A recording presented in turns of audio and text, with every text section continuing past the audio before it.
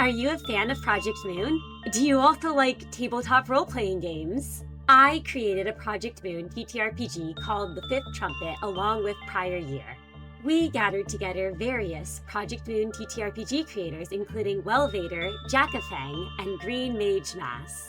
Welvader runs a Project Moon TTRPG called 13 Association that debuted during Absolute Pride Resonance. Jakkafang is known for his Project Moon TTRPG system, Stars of the City, and has run various one-shots set in said system.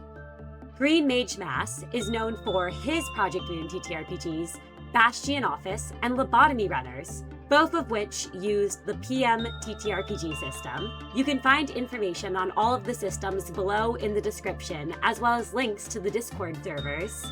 The 5 of us gathered together on stream to share our experience with tabletops and streamed games, as well as our thoughts on the various Project Moon TTRPGs out there. Timestamps are provided below in the description for the discussion points we covered during the course of the stream. And so, welcome to our DM Roundtable. Hello. Wait, that means we're muted now, right? Yes, you should all be unmuted now. An excellent note to start the game off on, but that's so great. That's so great. Hi, everyone who's watching. Hi. Howdy. Hello, our lovely audience. It is so nice to have you all here today. We are here to talk about things that are normally left behind shadowy curtains and unspoken words in quiet Discord channels and unknown pieces of information. You know all of our cast here today from one thing or another, but today, and only for today, and maybe later on VOD, you will get a chance, yes you, to hear the secret thoughts and insights of the creative minds behind some of your favorite TTRPG content. I am your host for today, not a player, not a participant, but merely, in this case, your humble source of information. And allow me to start this off with a brief introduction of myself and why I am here today. I am your host, Prior Year, also known as Prior. I am the co-creator of the Fifth Trumpet system and longtime GM/DM myself. Though none of you have seen me work, perhaps one day in the future you will. I'm also, by the loosest definition of the rules, a VTuber and streamer. I've been playing TTRPGs myself for about 15 years. I've experience with running campaigns in D&D 4th edition, 5th edition, D&D 1, World of Darkness 20th edition, 20th edition Vampire, Changeling, Hunter, Werewolf, and Mage, as well as the World of Darkness 5th edition line of games, and a tiny bit of Vampire the Requiem. Also Lancer, Savage Worlds, Rogue Trader, Fate, Blades in the Dark, Big Eye, Small Mouth. I ran 2 LARPs. Jakkafang Stars of the City system, and the wonderful game Thirsty Sword Lesbians, a personal favorite of mine. And before you ask, no, I've never run a Pathfinder game. I'm excited to have a chance to talk to my fellow creatives and to get to the heart of what it takes not just to be a GM, but to be a storyteller. And I hope with that long list of accomplishments, I have proven why I am here tonight to ask these lovely folks these questions. I will take up no further of your time, as I'm not the one you're here to see today. Why don't we begin with, from my furthest to the left, CinnaFaun.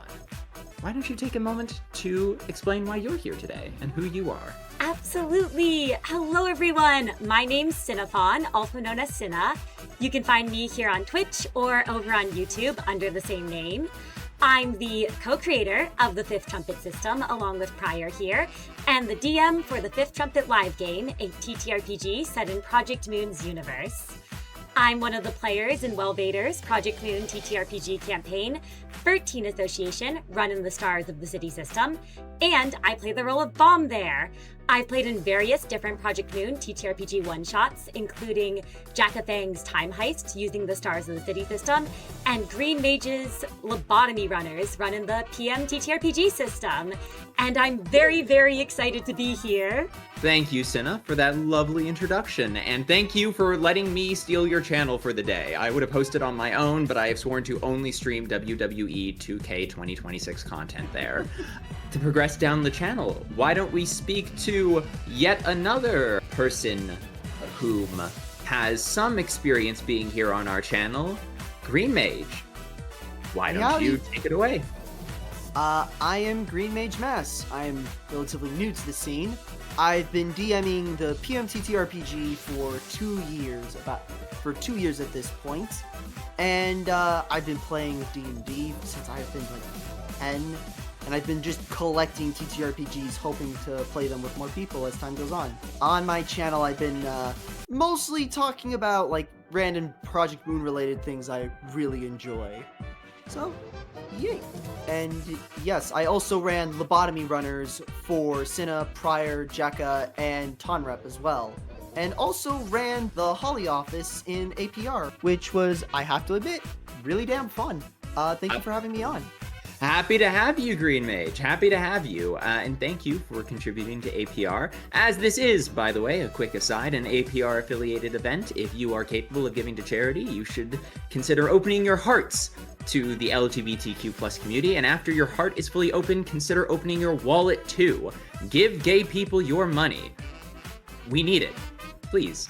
No, but in all seriousness, if you can donate, that's great. If you can't, that's no problem. Thank you for all of everyone who we've seen around to all the different events, supporting our creators and supporting this charity. In this time in the world, it is more important than ever that we lend our support and our voices to those who might not be fully able to advocate for themselves. So thank you to each and every one of you. And now with this brief aside, we will continue our introductions with someone who is no stranger to having their system on this channel, Jakka. Why don't you take it away? Hello, hello. I am Jakkafang. You may know me as the creator of the Stars of the City TTRPG system. However, I originally got my start with DMing in Dungeons & Dragons 5th edition in 2020. Take a wild guess as to why that happened. It was online, of course, but I started strong with DMing, and I was immediately doing tons of homebrew, so it is no surprise that I eventually released a 5th edition homebrew setting, actually, though not fully my own. It was a Fire Emblem setting conversion for Fire Emblem 3 Houses, for anyone who's familiar. So, if you happen to run in both Limbus and Fire Emblem spaces, you might be surprised by the fact that I did both. It got pretty popular from what I understand, though I never actually supported it much. But I eventually came back to design my own system, Stars of the City, which I've been working on for over a year now. And it has been a wild ride keeping up with this system, gathering the community, and I am very proud of what we have accomplished overall. There's a lot to be proud of, as I'm sure we'll talk about it later, but your system gets closer and closer to its 1.0 release. It's an exciting time.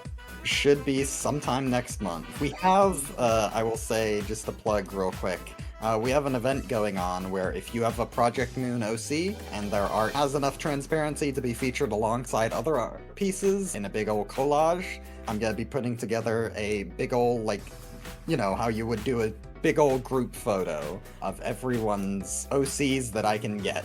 So if you want your art featured on the very front page of the system for quite a while, you can go ahead and go to my Discord.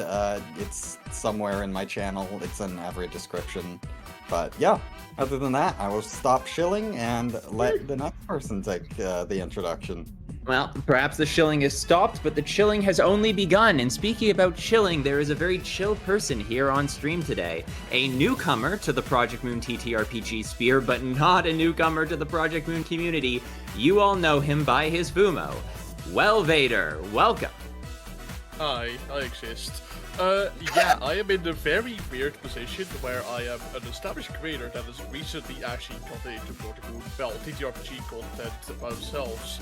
Yeah, not a lot of people know this about me yet, but I have been a big fan of TTRPGs for a while. I think I've been doing them for about, let's say, 7 or so years, and I've been a DM for about 5 or so years. My palette of systems that I've experienced with is not quite as varied as Mr. Pryor over here, but I have played Fate, I've played the classical D&D, I've played Project Moon TTRPG, and of course Stars of the City, and a couple others, but I'm blanking on the name.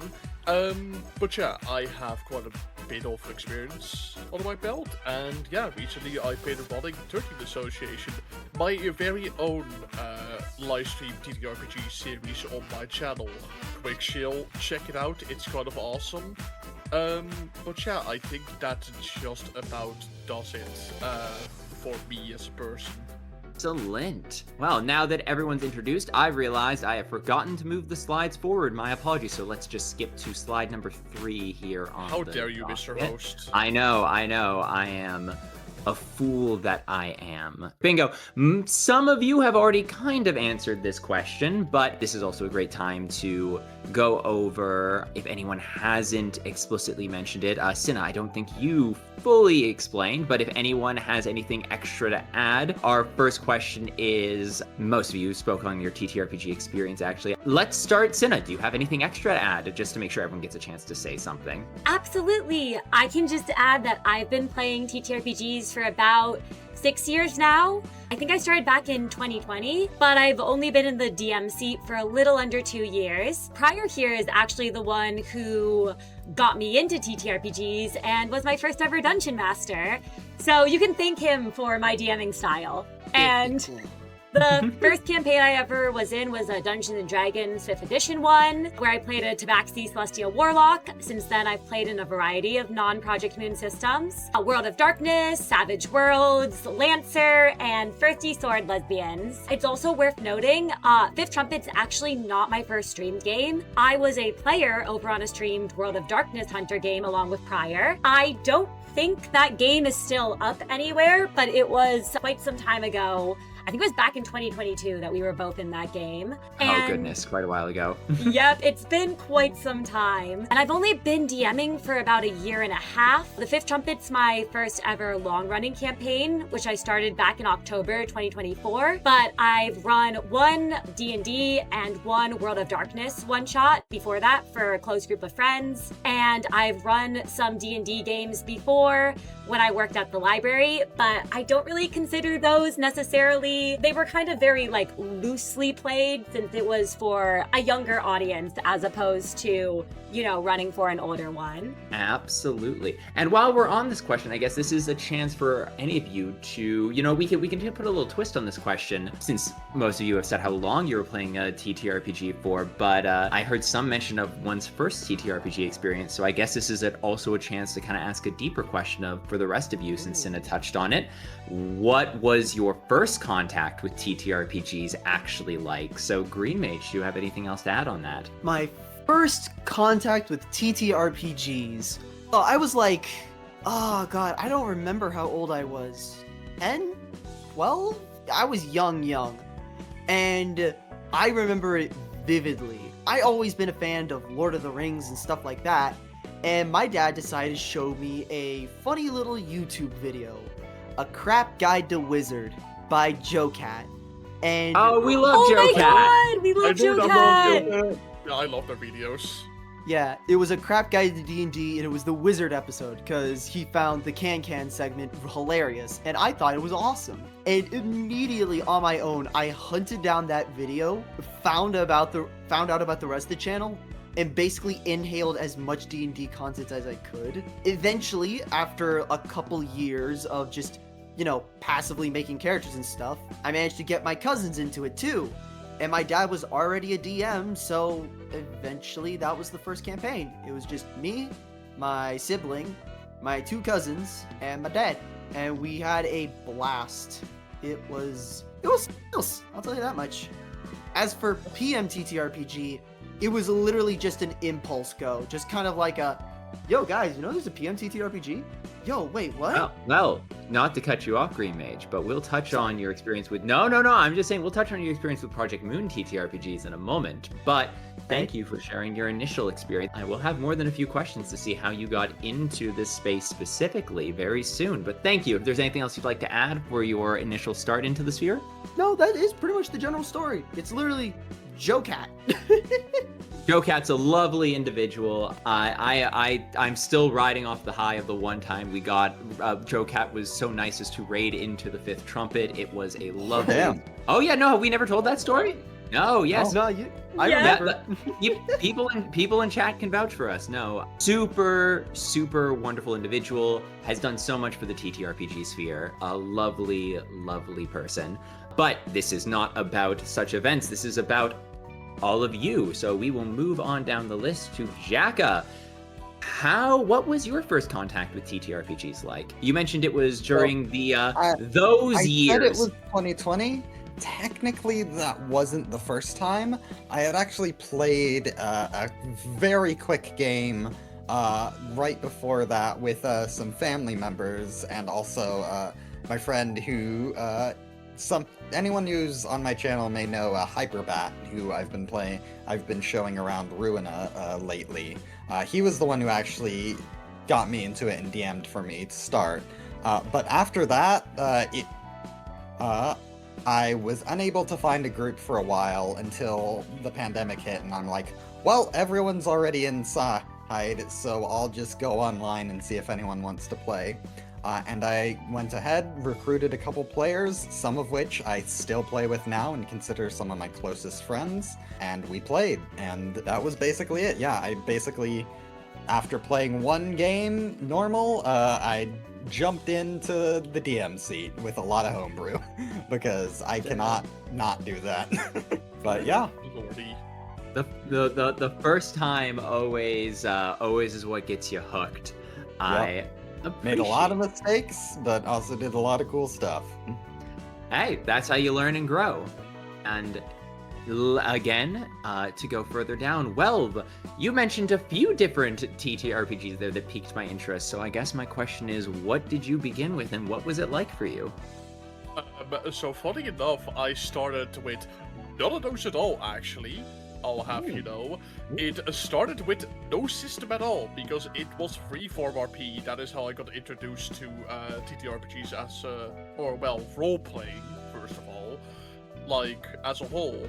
And also, I was just casually on the site, because I'm actually still in the server where my role-playing history, my TTRPG history began, and I was looking at my very first message. Oh yeah, I've come to find out my history goes back like 8.5 years, basically, so it's even further fucking back than I realized. But yeah, my first experience was with just freeform RP that was text-based, and it was just, I saw a group just having fun on the server I was in once, and thought, oh yeah, I want to join them. Let's ask if I can join. Next thing I knew, we decided to plan something for like a week afterwards, and from there I went down the rabbit hole. As for the systems, did you want to know more about like the specific systems, or? Well, I mean, if you have anything that you think is an interesting notation for your journey, I'd be happy to hear a little bit more on it. I'll say, to keep it brief and not yap about my history for 20 gazillion years, I'll say, like, the system that's influenced me the most is the Fate system. It is a very narrative-heavy system that has, I would say, it has very cool systems in it that has basically impacted the way I view story writing and character writing, and I've carried it over into my current works, and also just my philosophy as a DM as a whole. Fate is awesome, you should check it out. It's made, funny enough actually, it's made by the same people who made Blades in the Dark, which I think you mentioned before prior. Or was it some other system? No, most definitely.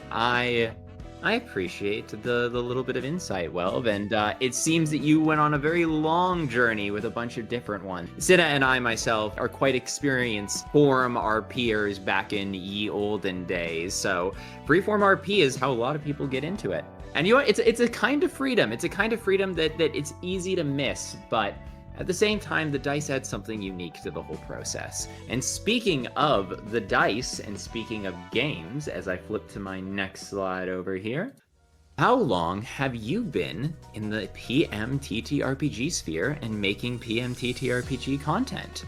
And yet again, we're gonna keep things going in the regular order for a little bit longer here, and we are going to start with you, Cinna. Absolutely. So I began VTubing in June 2024, because we don't talk about my very first Lobotomy Corporation stream in May. And I officially entered the PM TTRPG sphere in October 2024, the debut of the 5th Trumpet. I had been planning that, then one shot, later became a campaign, since September, however. And before, I mainly did variety content. But ever since that game, I found I just really love creating Project Moon and TTRPG content both. And I really want to just keep doing more of it as I go forward into the future. Absolutely. And passing down the list, Green Mage.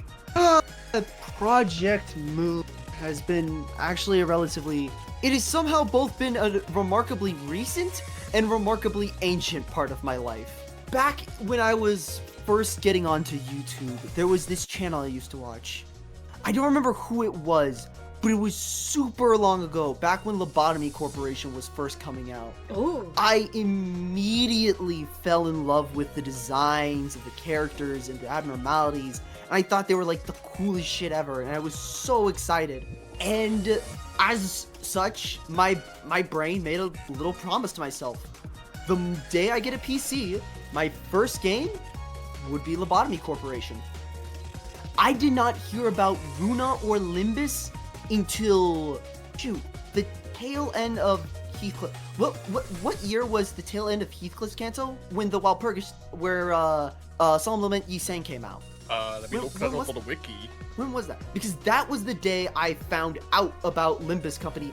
Limbus Company and Runa even existed. I didn't even know they existed by that at all. All I knew was there was Lobotomy Corporation. And also, sorry if you don't mind me going on a quick side tangent. I looked up when Solemn Lament Yi Sang came out. It is on the 9th of September 2024. So yeah, that's a little... 2 years ago. A little less than 2 years. Yeah, it was a little less than 2 years ago, and I didn't know Runa or Limbus existed. And by the time I found out, it was like, oh my god, all these characters I love, all these abnormalities I loved are here too. What the hell? I want to play all this. Ended up blitzing through the entirety of Limbus within a month, which was kind of funny. And eventually, it was by pure chance, I was in the Project Moon Community Hub, and I don't remember where or how to reach it anymore, but I found a link to the Project Moon TTRPG server. Ended up joining that for a tutorial, and ended up getting a couple friends together to run a game.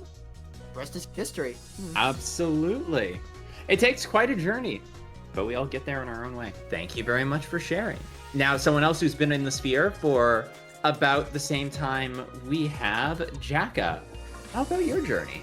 Yeah, so, do you want me to talk more about specifically the TTRPG stuff, or just how I got into Limbus in general? Because feel free to share both if they're an interlinked journey. Yeah, so I originally dismissed Ruina. All I had really seen from it was the Queen of Hatred fight. But then, eventually, I stumbled upon one of Frey's videos about Lovetown, because I was doing a return to an SCP binge, and so there was a lot of SCP-adjacent content. And so, because, you know, Project Moon and SCP have a lot of connections, you know, Frey's Lovetown video came up on my feed, and I gave it a watch, because I had no idea Ruina had this great horror, and so... I watched the video, I kind of fell in love with the general concept of the warp trains and all that. I watched videos and I was like, man, this LobCorp and Ruina games look fantastic. I'm not so sure about Limbus Company, but Limbus is free. I might as well give it a shot and then move on to the others if I like it. And suffice to say, I liked it. I got in around, it was the very start of Kanto 5. I remember Middle Dawn and Middle Merceau were the banner at the time. I specifically remember that because I was very confused about how Don Quixote could be the middle little sister. I think everyone was confused about that when they see that the first time. Yeah. Limbus definitely has an on-ramp. Yeah, but I got into it. I loved it. I was, you know, big into the community for a while. Never really interacted much, never, like, made content, but was lurking around the Reddit and stuff. And eventually, as I am wont to do, I decided to try and make a TTRPG. I worked on it for a while, and it sucked. That was not Stars of the City. That was a very different beast that I had not played Ruina at the time, so it sucked ass. But eventually, after Don Quixote's Kanto came around, and around the time I was actually like fully getting into Ruina, I decided to give it another shot and try and actually adapt Ruina's mechanics into Stars of the City. And so, I did that, and it took a couple of months to actually get the whole thing sorted out, but eventually I was able to do so. I released it onto the Reddit at around January of the next year, so last year, and then, it got a moderate amount of applause, and that was about it. And then eventually I realized, hey, I should actually follow through if I want to be able to finish this thing. I'm not going to be able to make this a satisfying TTRPG just by being alone and not really talking to people until, updates hit. So I decided to make my YouTube channel and talk about the system, advertise it, and at this point, I think that was a very good call. I did that a couple of months later, around April, and yeah, the rest is history. Absolutely, and it is wonderful history for all of us. Speaking about people with history, though, Welvader, you have been in the sphere, I think, the longest for all of us, so I'm curious. Well, how long have you been making? Actually, I can switch to the next slide because some people have already covered this, so I can kind of roll that. Yeah, I was about to say, do you one. want me to also cover when I got into Project Moon? Because everyone talked about that before. I was gonna both say, when did you get into Project Moon as a whole? How long have you been in the TTRPG Project Moon sphere, and what inspired you to actually jump in? So since we're talking about history, it all started with the big bang. Okay, no, I'm not going that far. So actually, for your interest, I can literally pinpoint the exact fucking moment I got into Project Moon. For anyone who may know of the vertical difficulty spike video about the Queen of Hatred fight. That is exactly the video I was talking about earlier. Yeah, I got the impression. I got the impression it was the exact same video. I got introduced to Project Moon through this video. I thought it was kind of awesome. I went ahead and checked out the game, decided to buy it, decided to play it, and here I am.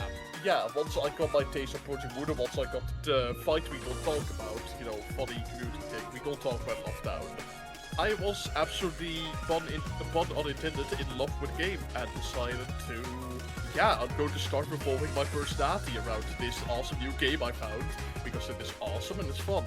Later down the line, Limbus released. I played Limbus casually for a few months, and funny enough, the way I got into content creation in the first place was because of a university assignment at the time. TLDR, that university assignment was basically along the lines of like, hey, you're studying business, you need to broaden your skill set, you need to be prepared for the real world. Go ahead and study something and just note down your result. And for that, I decided, hey, I have this old channel that I don't upload to anymore, and used to upload a whole bunch of Plants vs. Zombies Garden Warfare 2 videos to that channel.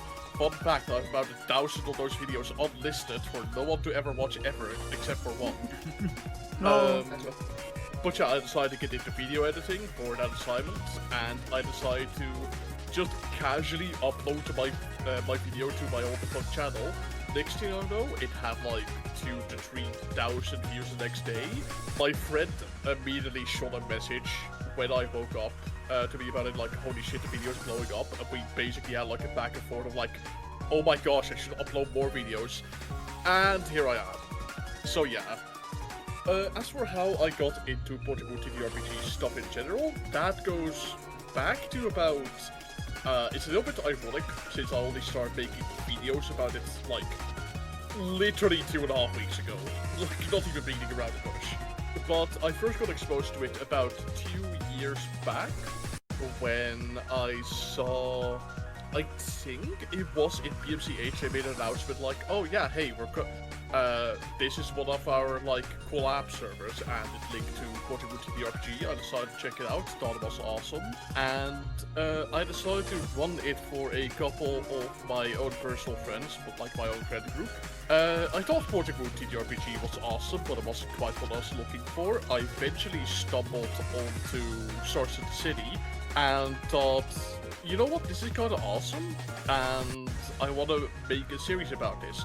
And I was also a large part of what inspires me to even start the series in the first place was Ioverse. Some of you, since we are talking to a tabletop RPG audience, some of you might know Ioverse. I got exposed to their videos about, I think, 3.5 years back. And ever since I thought holy shit, this is awesome. I want to do the same thing. I want to make a live stream series just like this. And ever since then, the idea of 13th Association has been brewing in my head. So yeah, this the series that I'm running right now, yeah, it's been brewing in my head, and yeah, brewing in my head and collecting ideas for a really, really long time now. And I think that is just about the whole, my whole life story. Absolutely. And I guess my only question is, because now we're going to go in reverse alphabetical order to go to the next slide. You pretty much already covered what inspired you to enter the sphere, but I guess I had one additional question to add on to you, Welb. When I talk about inspiration, all that happened, and you said you want to do something similar, you want to make a game. Taking advantage of the fact I have insider information to tease a little bit more out of you, what was it exactly about the idea of a stream game? What really pulled you into taking that extra step into making it something for everyone to experience? Well, simple answer. I think it just seemed fun at the time. It's fun, and I saw it doing well, and I wanted to replicate a little bit of that. And that is also why sometimes when I talk about 13th Association, I talk about it as a thing that I want the entire community to enjoy. Because, yeah, I do want the entire community to enjoy it. I want this to be a thing where people can come together for when, you are tired of doing mirror dungeons, or you're tired of waiting for the next Intervalo or Canto drop, to have some portable content on the site that, people can indulge in. So yeah, I think that would just about be my answer, to be honest. Sorry if it's very quick of it. No! The length of an answer does not determine its value, and that's a pretty good thing to say. I mean, I think the sphere itself and the decision to make something as for an audience to watch and enjoy, there's 100 different reasons people do it, and I think it's fun and for the community are as valid answers as any. And speaking about people ties to the community, Jacka, we're gonna switch it up and go in reverse alphabetical to add if there's anything you want to add on. I guess for you, you started with, Fire Emblem, you said, and then you decided to take a crack at Project Moon. Even after you had a experience that didn't go as well as what became Stars of the City, what brought you to really decide to stick it with the Project Moon sphere and not, go Kingdom Hearts after? So, yeah. To get me into it, I am burdened with the curse of ideas. I cannot play video games anymore without thinking of how I would turn this into a TTRPG. But specifically Project Moon, I think they just have such great storytelling. It's a great world that is compact enough that you can tell, smaller scale stories while also being a great, wide, and complicated place to get into. And there are all sorts of, especially low-level stuff in the city. What does daily life look like? Things that you can explore in a TTRPG really well that I don't think the games capitalize on enough. So that really, just the setting of the city overall is the main thing. It's such an interesting place that is both unique from everything else that has come before, but with enough recognizable tropes that you're never completely lost. But yeah, that's more or less what I like out of the PMTTRPG space and what I looked to get out of it going forward. Also, just Runa fucking is amazing, and I wanted to play more of it. There is not more Runa, and that sucks. Oh, man, if Library of Runa was so good, why isn't there Library of Runa 2? Holy shit. Give us an MMORPG, Kim Ji-hoon. Give us an MMORPG in the city, please.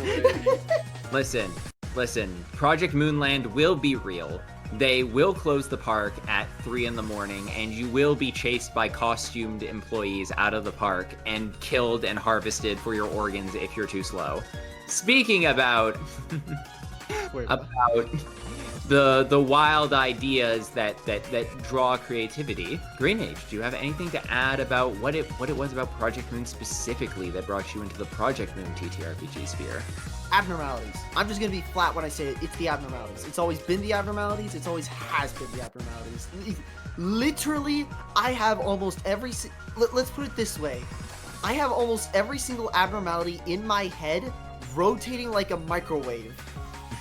Just there's very few abnormalities that I genuinely dislike. There's only one that I explicitly hate, and it's not even technically canon. So, but every single abnormality just brought intrigue. It made me curious, like, oh, so that's what these things are. That's what it represents. How could I represent the same thing differently? How would I do something differently in that? How would I represent these emotions? How would I do this? It was like discovering how to read and realizing that each book was its own world. And it inspired me to just go, I want to make something. I want to make some abnormalities. I want to make an office. I want to make a world that people can interact with. And I want to make a challenge, something that they can have fun with, you know? And while it was mostly on a whim that I joined the PMTTRPG sphere, I made my son, my stupid idiot Fragment of the Stars, because of the PMTTRPG sphere. So, We love our Chud Sons, our Chud Son mascots. Your Chud Son is very beautiful, though. I will say that much for the audience. Just imagine the most beautiful, like, aberration of, Fragment of the Universe. Yeah, Fragment of the Little Universe. angel Sorry, I wings. blanked on the name. I was about to say, like, Child of the Galaxy, but then I realized that was completely wrong.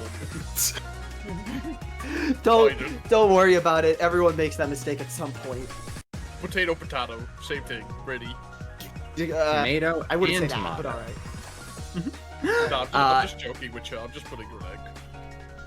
And Cinna, I guess the question falls to you. Like, I don't know the answer, but as the neutral, unbiased host, what inspired you to enter the Project Moon TTRPG sphere? So I had actually entered the sphere and started the Fifth Trumpet as a celebration for hitting 700 followers over on Twitch, because I was 3 months into VTubing at the time and was nearing 1K. So basically for every 100 mark I hit, I was very excited and I wanted to do a special celebration. And the 700 goal, I believe, was actually your idea, Prior, if I'm remembering right, because I was really into Project Moon and I was also really into TTRPGs. And I think you came to me and you suggested that we do a one-shot in Project Moon's universe. I had been technically suggesting it every single 100 goal since the beginning, because I just really want to play in a Project Moon TTRPG, and like an evil scheming vizier, I was over your shoulder every 100 followers being like, ooh, you should run a Project Moon TTRPG. Ooh, you should let me be a player. Ooh, that would be so much fun. This is how it went. That is quite literally how it went. And now you're a player in a very long-running game, because everyone ended up getting very attached to their characters, which led to the creation of the Fifth Trumpet as you see it now, and I am infinitely grateful to all the support we've had for our game. And I'm very, very grateful to you too, Prior, for being a part of this game. Flattery of the host will get you everywhere. And with that, we will actually, I think this is actually the better way to answer questions, that we just take a pendulum motion and then keep going back and forth. So Cinna, if you'd like to continue on to the next question, and then we will go back to Well will answer to and we'll go back. But which of the Project Moon TTRPG systems have you DM'd or played?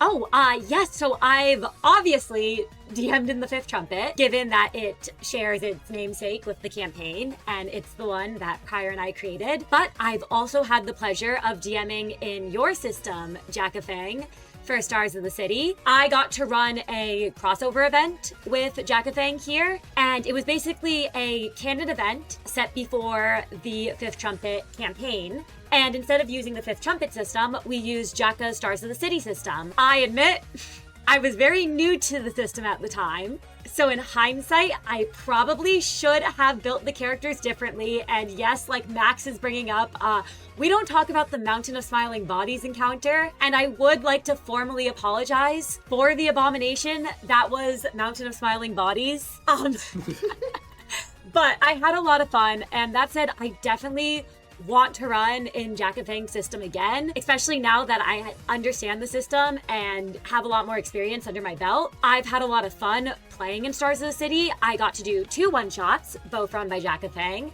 Time Heist, and then the APR special. I'm also a player in Welvader's campaign, which is run in the system, 13 Association, and I've become much more comfortable building characters and playing them in Stars. There's 2 others I've played in. I've never DM'd for PM TTRPG, but I've had the chance to play in it a couple of times since I was in both of your one-shots, Green Mage, Lobotomy Runners, and Holly Office. And I also was in a home game for PM TTRPG that was a lot of fun. I'd love a chance at some point to get to be the role of a DM for this system, but hopefully I'll be able to be a player in this system again, though I don't know how much I can say or how much I can talk about regarding that. And the only other Project Moon system I've tried is EcoEsks, a certain urban fixer's nightmare. I was one of the players in his one-shot for APR, and I would be down to DM the system sometime. It was very fun, but I admit it might be a lot harder for me to set up because it uses cards instead of dice,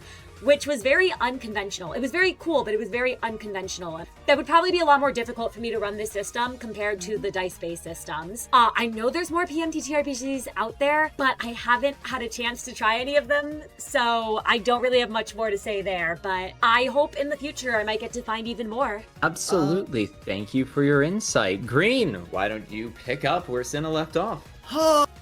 Okay, well, obviously I've done the PMTTRPG, which, well, technically is nameless at this point, though its name is, it's like having a food named food. Like, either way, I played that, I've been DMing that one for 2 years at this point, been constantly trying to DM it well, you know, but it's difficult. Either way, I studied a lot of them. There's like 17 Project Moon tabletop RPGs out there. Probably even more. There's just so many. I haven't been able to play them.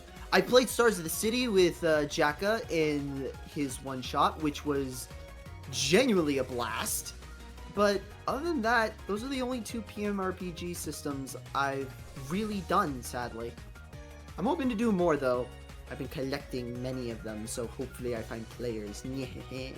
But either way, absolutely. Yeah, we'll get you in a 5th Trumpet one sometime. Yeah, we'll get you in a 5th Trumpet eventually. We'll drag you in kicking and screaming. But no. Oh God. Yes.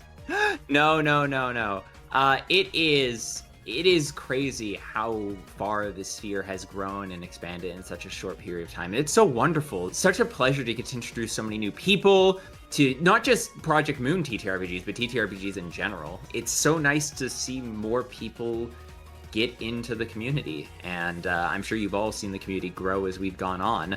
Speaking of which, Jakka, I mean, I'm sure you might not have heard of a little system known as Stars of the City, but I'm not sure how much experience you have running in it, but yeah.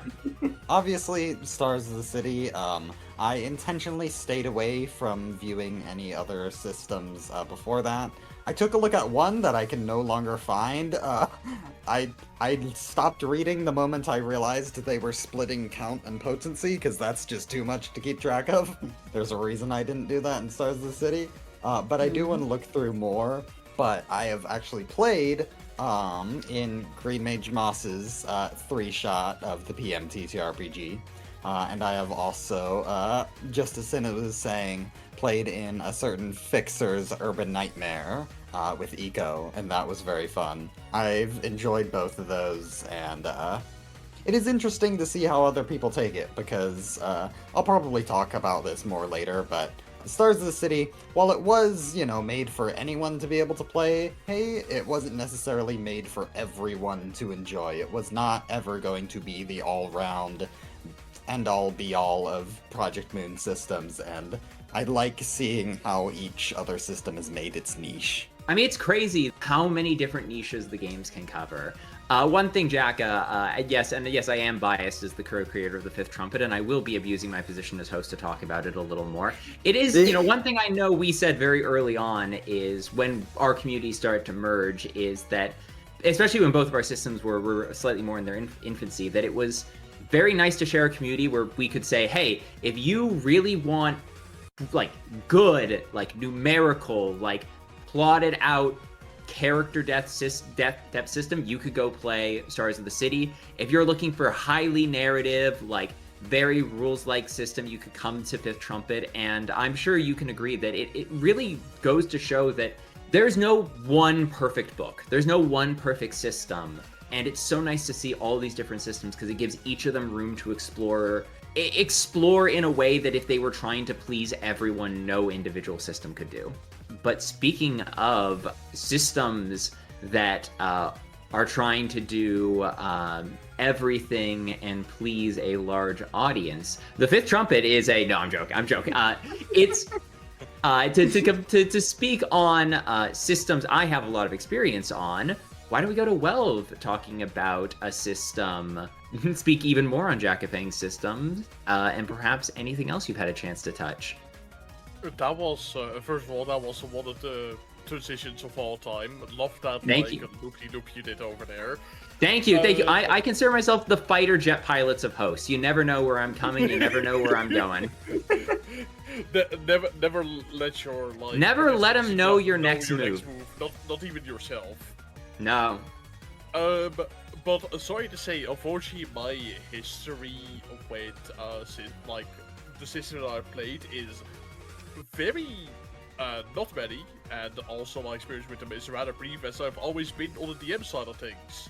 So I am aware there's like, at least, I mean, like Matt said before, there's like a lot of them, but I am...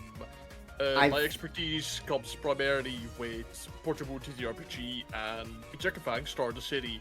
I DM'd for Portable TTRPG for like about, I'd say, 2 years. It wasn't really my thing, and when I saw Jakkafang's thing, Jakkafang's system, sorry, don't want to call it thing, that's a bit disrespectful. When I saw Jakkafang's system, just kind of immediately fell in love with this, as I am a very big fan of the Runa system. Funny little story I like to tell people sometimes. I've played Runa 3 fucking different times over, and I absolutely love that game to hell back. I love the combat system. So when I found out there was one that replicates that combat system even more, I instantly wanted to try it. And funny enough, the live-streamed version of, 13th Association is my first ever, shot at being a DM for this. I've not played the system before, or DM'd for it before, other than like a one-shot I did to gain some experience with it. But yeah, that has been my history with the systems that I've played so far. It's not much realistically, and I've also forever and ever, aka 2 years now, wanted to actually be on the player side instead of DMing, but I suppose that is the curse of being a forever DM, so yeah. One day we'll break that curse. One day we'll break that curse, Welvader. Yeah, when you drag me into the Fifth Trumpet as well as Jakka and Mas. Listen. One day we'll get all the GMs together and force them all at the table. I already got three. I already got 3 of the 4 in one table already. We just need we just need someone who's a forever player, and we could friggin', I don't know. Tie them to a chair. Hello. Hello, forever player. Would you like to play a game? Tie them to a chair, hold a gun up at them. You're gonna run a campaign for us now. If you take the average player who's never GM'd before, who is saying, man, I can't find a campaign, tie them to a chair and put a gun to their head and say, run a game, they'll look you dead in the eyes and say, pull the trigger. And then I say, okay, and what will you do next as I become the GM again? Brother. Now, okay.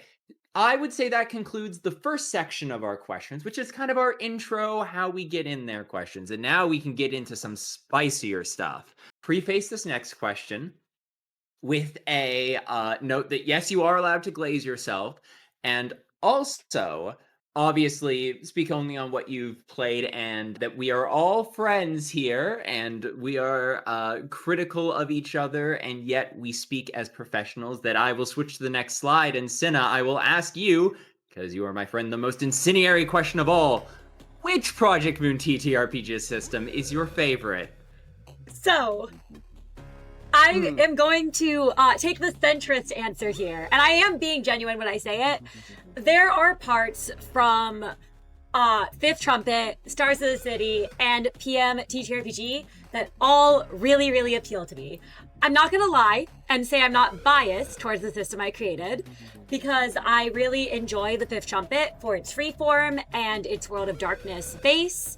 I also admit I'm really attached to the Lobotomy Corporation damage types, so I like that we've incorporated it into the Fifth Trumpet rather than just having blunt, pierce, and slash like most of them do. This next part might be a contentious take, but I actually really like low health and low sanity numbers, because I feel like it kinda, for me, yay, thank you, ups the like lethality and sort of ups the grittiness of it. I think the highest the Fifth Trumpet gets, if you maxed out your endurance, is 10 health.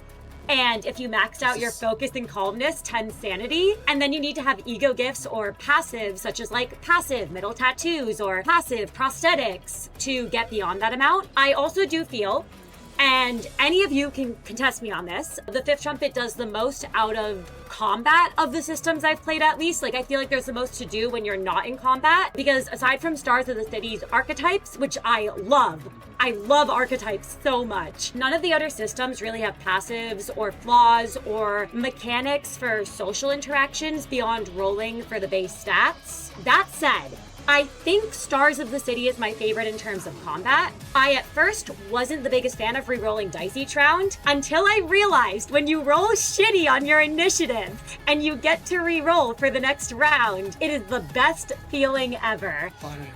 Yes. Yep, it's really grown on me. I also really love the archetype system and story abilities and tragic flaws and how they can play into the narrative. I love Stars of the City's feat. I think they're really fun, and I love making Stars of the City's characters. It's probably because I've done the most characters in Stars of the City at this point, but I find it really, really simple and really, really fun to make a character in the system. That said, PM TTRPG has begun to grow on me. I think my favorite part of the system right now is the customization for your augments, where you can do like augmentations, or you can do tattoos, or you can do prosthetics, or however else you want to flavor them. Those ones are always the most fun for me with what it lets you do. I also will say I love the shopping spree sheet. A shout out, I don't know who added the rubber ducky, but whoever added that, I love you. Thank you for adding the rubber ducky to the shopping list. I think it's also clear to me, PM TTRPG, I know, has been around the longest, and I think it's awesome how much has been added onto it as well. I have a lot of respect, especially,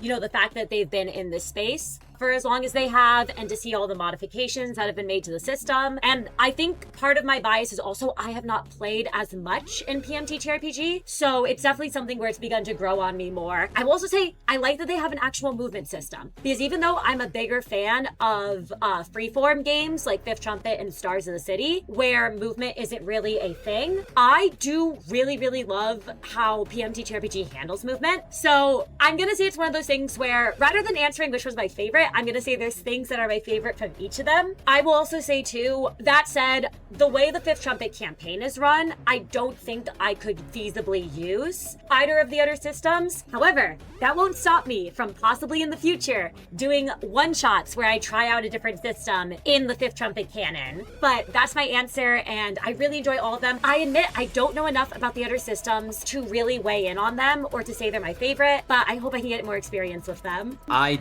do not cut in, and I will add nothing else because your host is particularly biased towards one particular system. I will maintain my neutrality, but I will say that I think that's a very fair and even-handed answer, and part of this question was to get a good discussion going and to have people campaign a little bit for their favorite system. And speaking about it, I have a feeling I know what's going to come out of your mouth, GreenMage, so why don't you take the stand and make your case for your favorite TTRPG? Okay, 1 millisecond, by the way, because the chatter just challenged challenged me. To answer your question, chatter, Light of Moon, that's what it's called. Light of Moon and Star and City. Anyway, now that I'm done with that, my favorite. I'm going to be completely blunt. As much as I love the Prudge As opposed to Pierce of Slash? Yes, I'm going to be all three. I'm going to cut straight to the point, pierce the point, and then be blunt about the point. Anyway. Absolutely, go ahead. The PMTTRPG, as much as I love it, as amazing as it is, it has problems. A lot of problems, and a lot more that it's, yeah. As much as it has been around a long time, it does have a couple of balancing issues. And unfortunately, while the devs are actively working on it, it does still have the lack of narrative elements, etc.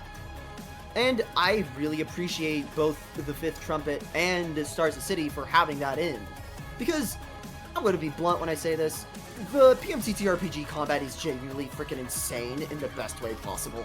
Just, you get to pull so much theoretical bullcrap out of your bum every single time. I had a player do over 100 force damage using Tremor just by launching someone into the stratosphere. No, I'm not even joking. Tremor Slam, an insane amount of Tremor Infliction, Tremor Pause, and then Tremor Slam send them into the moon. The most customizable. You literally handcraft your skills, for God's sakes. But I will admit it has its problems, especially with balance and especially with out of combat. At the same time, though, I can't bring myself to say I hate it or I dislike it. I genuinely do love this system. And I really hope it becomes better and better. As for Stars of the City, though, let me play more Stars of the City because I will homebrew the crap out of it and give myself like 30 cards and statuses you've never heard of in your life. I will play as the abnormality.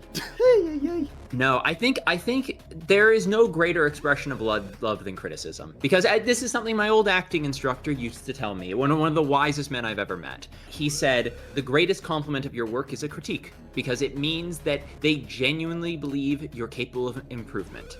And the harshest insult you can receive is to have no critique, as it means that they simply do not think you're capable of getting any better. And unless your product is already perfect, it means to say that they think you've hit your limit.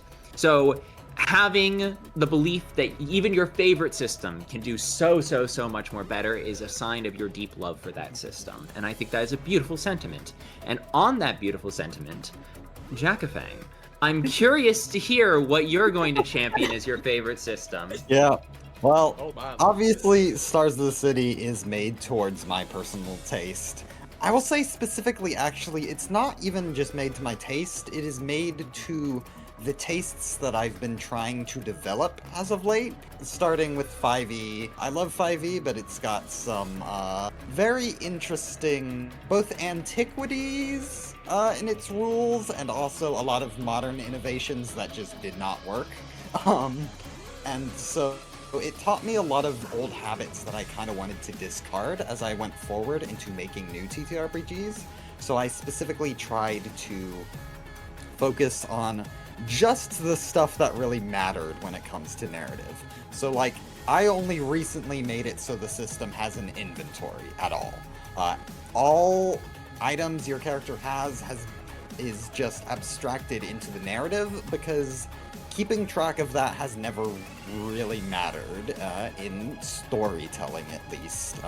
There's, plenty to be said about like a proper dungeon delve where you're managing resources, but that was never going to be the kind of game this was. And so I very much tried to take only what I felt I needed and keep it concise. And I've kind of, compromised on that a little bit, as things have developed and I've seen where the system is a little lacking. But it is, very much made with intent in mind, and so obviously it has to be my favorite. But in terms of other systems in the space, I do want to give a shout out to Certain Fixer's Urban Nightmare by Eco. It is very much a spreadsheet game, quite literally. It is not like, super story focused. but as a set of mechanics to team up with your friends and see how bullshit of a combo you can pull off, it is very fun, and I would love to see it with a very capable party, see what they're capable of getting up to. So that's about it. Absolutely. I think that is a beautiful sentiment. And it's so nice to be part of a community that has so many nice things to say about each other. You guys, here I am trying to stir up drama by asking everyone to fight for their favorite TTRPG, and you're all just being so nice and complimenting each other. Do you know I'm trying to make my break? You're making it really hard to make my break as a drama tuber here. Do you know, like, I can't clip this. Welv dunks on Jakka suplexes Welv through the table better than WWE. No, all right, well, I have a feeling, knowing your reputation, Welv, you may continue the streak here, but why don't I pass it over to you to talk about of these systems you've had a chance to look over, which one you enjoy the most and why? Well, considering I've only looked over 2 of them and I already shared my preference for one over the other, you could probably guess which of the 2 is my favorite. I mean, clearly it's Project Moon TTRPG. Nah, just kidding. Yeah, absolutely. I'm a big fan of Runa, and it replicates the Runa style. It replicates the Runa style very, very well, and that gets my brain all tickly, and I like the Runa style. I wish I could play it though, but that is for another day. Unfortunately, I am, for now, bound to the DM chair against my will. Sorry, I literally do not have much to say on this at all, because, well, my palette of experiences is very limiting. Or limited. Listen, that just means, well, we have to get you playing all of the systems, and then you can enjoy all the cakes. Thank you for sharing it. Well then, now that you're all in such a buddy-buddy good mood, I guess this won't cause a riot, so I will actually ask this next question here on my slides.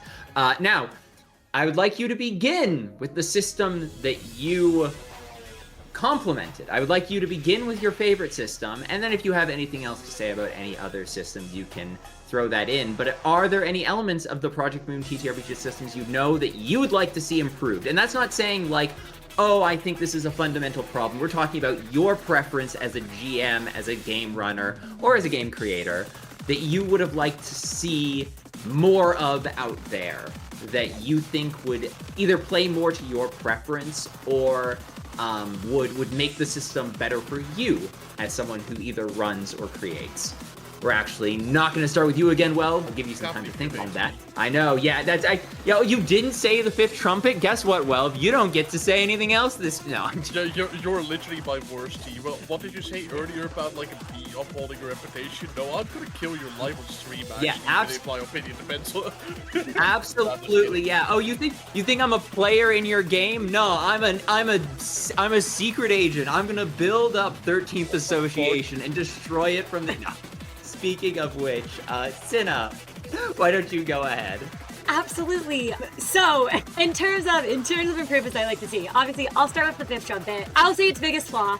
It's the one that anyone who's played the system knows that the flaw is the freeform aspect of it. I know a big critique we've gotten, which I don't disagree with, is people having trouble either balancing or even coming up with ideas in the first place. At some point, I would love to update with more statuses that people can choose from, or, provide more example builds. But at this point in time, I mostly consider the system complete, though Prior might disagree. It was always meant to be a more freeform system, which I know appeals to some people, whereas for other people, I know that's not really their thing. There's a lot of things I'd love to do better with the 5th trumpet. I'd love to also make some more clear, examples, maybe at some point, I know Prior and I have talked about wanting to release a compendium, so people actually have, more set passives, flaws, ego gifts, different like skills they can choose from, some custom statuses. But at this point in time, that's kind of what I know is the biggest flaw of the 5th Trumpet.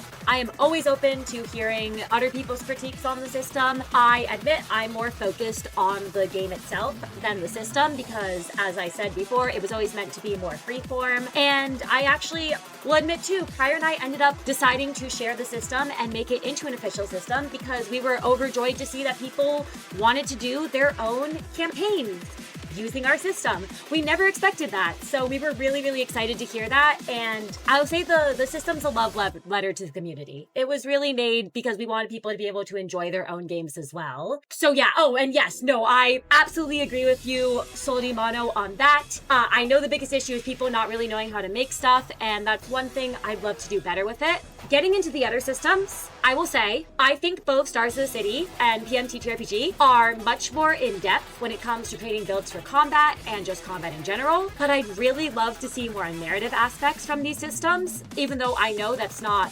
necessarily what they're trying to do. I just love narrative roleplay in TTRPGs, so I kind of wish both of them had more options for out-of-combat encounters beyond just rolling for the basic stats, because I know both of these systems have 6 stats compared to the 5th Trumpet's 9 stats and 23 skills, which for some people they might argue is too many skills and stats, whereas other people might see 6 as not enough. I like that Stars of the City has story abilities, as I said before, but as far as I'm aware, PM TTRPG doesn't really have anything like that, and I think that's my biggest critique of the system. Oh, does it have something like that, GreenMage, that I was not aware of, or? Oh, no, literally the only thing narratively that it's developed outside of the combat is fishing. Oh my god. I wish I was joking. No.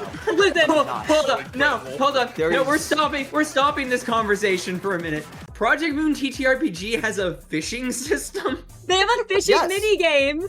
That's Yes, it so straight up big, does. Actually. Literally the only thing narratively that it has developed that isn't related to combat is fishing. Oh my gosh, We- I love that. Wait. I literally had Yeah. to make I literally had to homebrew how the hell gravity works.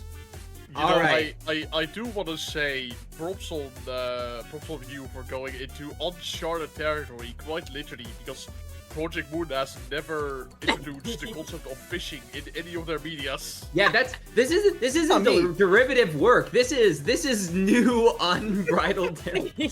I can't So wait. what- Quite literally uncharted territory. I can't So- wait for the taboo that fishing is actually against the head's rules and an arbiter will kill you if you dare fish. I mean, yeah, it kind of annihilated grenades in the system, to put it lightly. Oh my god, I'm still mad about that. In Library of Runa, what was Catriona, I believe was her name. Was she Catriel? just Yeah, Catriel, was she just running away? Was she just running around with a grenade on her to be like, nah, I'm dying, we dying, Claw is gonna show up. No, Essentially, True, she does have that on her. but yeah, no, literally. There's a totally grenade- logical explanation to this. Black hole grenades, they're totally more legal than just normal explosions. Yeah, also, The portable worst black part hole. is they actually are. yeah, here's it. I'm still waiting for the head to come, for Kim Ji-hoon to realize that he's like, no. See, not all explosives are bombs, but all bombs must be explosives. And we're like, what? And he's like, it just works. It just works. It just Yeah, sure, works. man. Pink. Ay. But But sorry, if you were gonna add Yes, anything yes. else before I No, finish this I- up. I was just I going would- to add in, that is not on me. One of the devs apparently just really wanted to play in U-Corp as just basically play Dredge in the PMTC RPG, and he was a dev, so they straight up just went, fuck it, fishing rules, here's how it works. I respect All right, that. well, They even I respect added that. skill effects for it.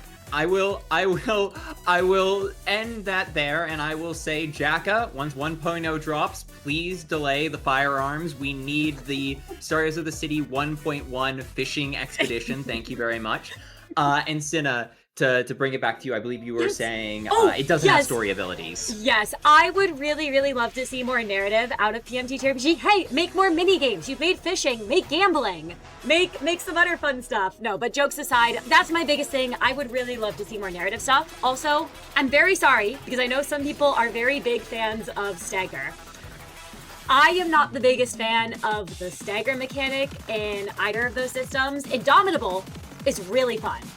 I fuck with TTRPG having Indomitable. I just think my thing with Stagger is I just don't like it all that much. I found the hardest thing is when an enemy gets staggered, depending on how much health they have. Sometimes it just feels like, to me, that the combat is kind of over at that point. I like when enemies have unique stagger mechanics. I really actually fuck with unique staggers, but that's my big gripe with Stagger, is just I feel that Stagger sometimes feels to me like it trivializes combat, but that's a personal preference, and I recognize that some people really, really love Stagger, and I also recognize that both of the systems are replicating Stagger in the way it's done in Project Moon itself. So that's more of a personal taste rather than a actual critique that I think they need to change. That's more me going, hey, that's my one personal thing. But like I said, Indomitable is amazing. Jacka, please add a feat that lets me resist Stagger once.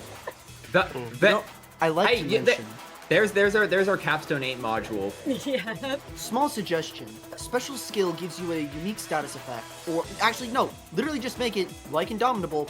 You still get staggered. You can only use defensive skills. Yeah, only oh, that's cute. But either way, we have feedback channels in all of our servers, which we will share at the end, where people can learn more about all these games if there are any ones they don't know about. But I will quickly jump in here to say that I did pitch Stagger mechanics to Cinna as co-creator, and we agonized over them for a long time until Cinna asked me a very important question, which was are any of these mechanics actually fun? And I had to look him in the eyes and I say, don't ask me that question. I didn't want to answer that question. We just couldn't find a way to make it work in our system. I was going to jokingly say, if you do allow me, the one thing that is less fun than Stagger, if you do want to go 1 mile further, is do the Stagger mechanics that Limbus likes to do for its enemies, where sometimes bosses, especially in the later chapters, they have mechanics that just say, when staggered, nuh-uh. Shout out to Layheng just unstaggering himself whenever the fuck he feels like it. He legitimately has 7 different conditionals for when he unstaggers. Listen, what we health gates. Why do you need to have them cancel a fun mechanic? Listen, Yeah. no, Also, I just as the host, I'm gonna say next time I'm gonna have an enemy stagger in Stars of the City, I'm gonna stop the music. I'm gonna drag like a little hat onto their token, and I'm just gonna refill their stagger bar and continue the combat. Yeah, no, that's like next. Take that off, yeah. They put that. No, they put the hat on. That's how they know that we know they're getting serious. They tip their hat and they go, "Milady," and their stagger bar just refills. Yeah, you know what? Just like a next 13 Association combat encounter, I'm just gonna have an enemy there with a passive that says on stagger. Nuh-uh. You can steal it. You can steal it from Archangela. What's very fun though. What's very fun though is you can use the stagger bar as basically enrage mechanics, where you can instead just go, oh yeah, you stagger them? Cool. They're gonna become a bomb and explode on everyone if you don't get out of the way. Or hit them while staggered? Cool. They're gonna slash back for double damage. When you said they become a bomb, and I was like, oh my god, I love the Act 1 waterfall giant. Literally! Turn them into the Act 1 waterfall giant in freaking Slave Spire! Make it so when stagger happens, something else happens with it. Don't just give them the free double damage. Make it so there's a risk involved. You know, I was gonna jokingly say me when I fight 4th match Flame Girl in Runa, but her gimmicks are the exact opposite. You need to stagger her to prevent the explosion. Yeah. Actually made a WM a mad girl, where the entire concept is literally you stagger her, she becomes a nuclear bomb, get away from her as fast as possible. Bomb has been planted. But yes, that's all I have to say on improvements I would like to see. I hope nothing I said was too critical or too harsh. I adore you. You are the most milquetoast critiquer I've ever met. You give good critique, but I don't think that any of that was particularly inflammatory. Now here's some inflammatory statements prior year, speaking on behalf of CinnaFaun and the 5th Trumpet production, would like to share with you. No. With that, yes, I believe that is, if that's the end of your thoughts, Cinna, we can pass it on to Green. I'm gonna be blunt. The PMTTRPG has so many issues. Literally, how do I put this? Alright, easiest thing to point to. The existence of vigors. I love Vigors- Vigor. What do you mean? Sorry, please continue. Plus 3 dice power when you're losing. I'm sorry. It is a thing that is brought up to the devs over and over again. It is a issue that is continuously plagued the system of just some things just being really powerful for no really explainable reason, leaving other things in the dust. It is genuinely more effective to inflict statuses on yourself than it is to the enemy. And that just feels wrong, fundamentally.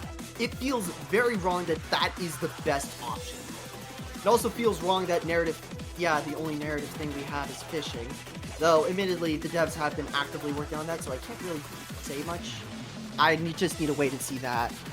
But, yeah, in all honesty, it feels like this system needs a big old trimming on everything.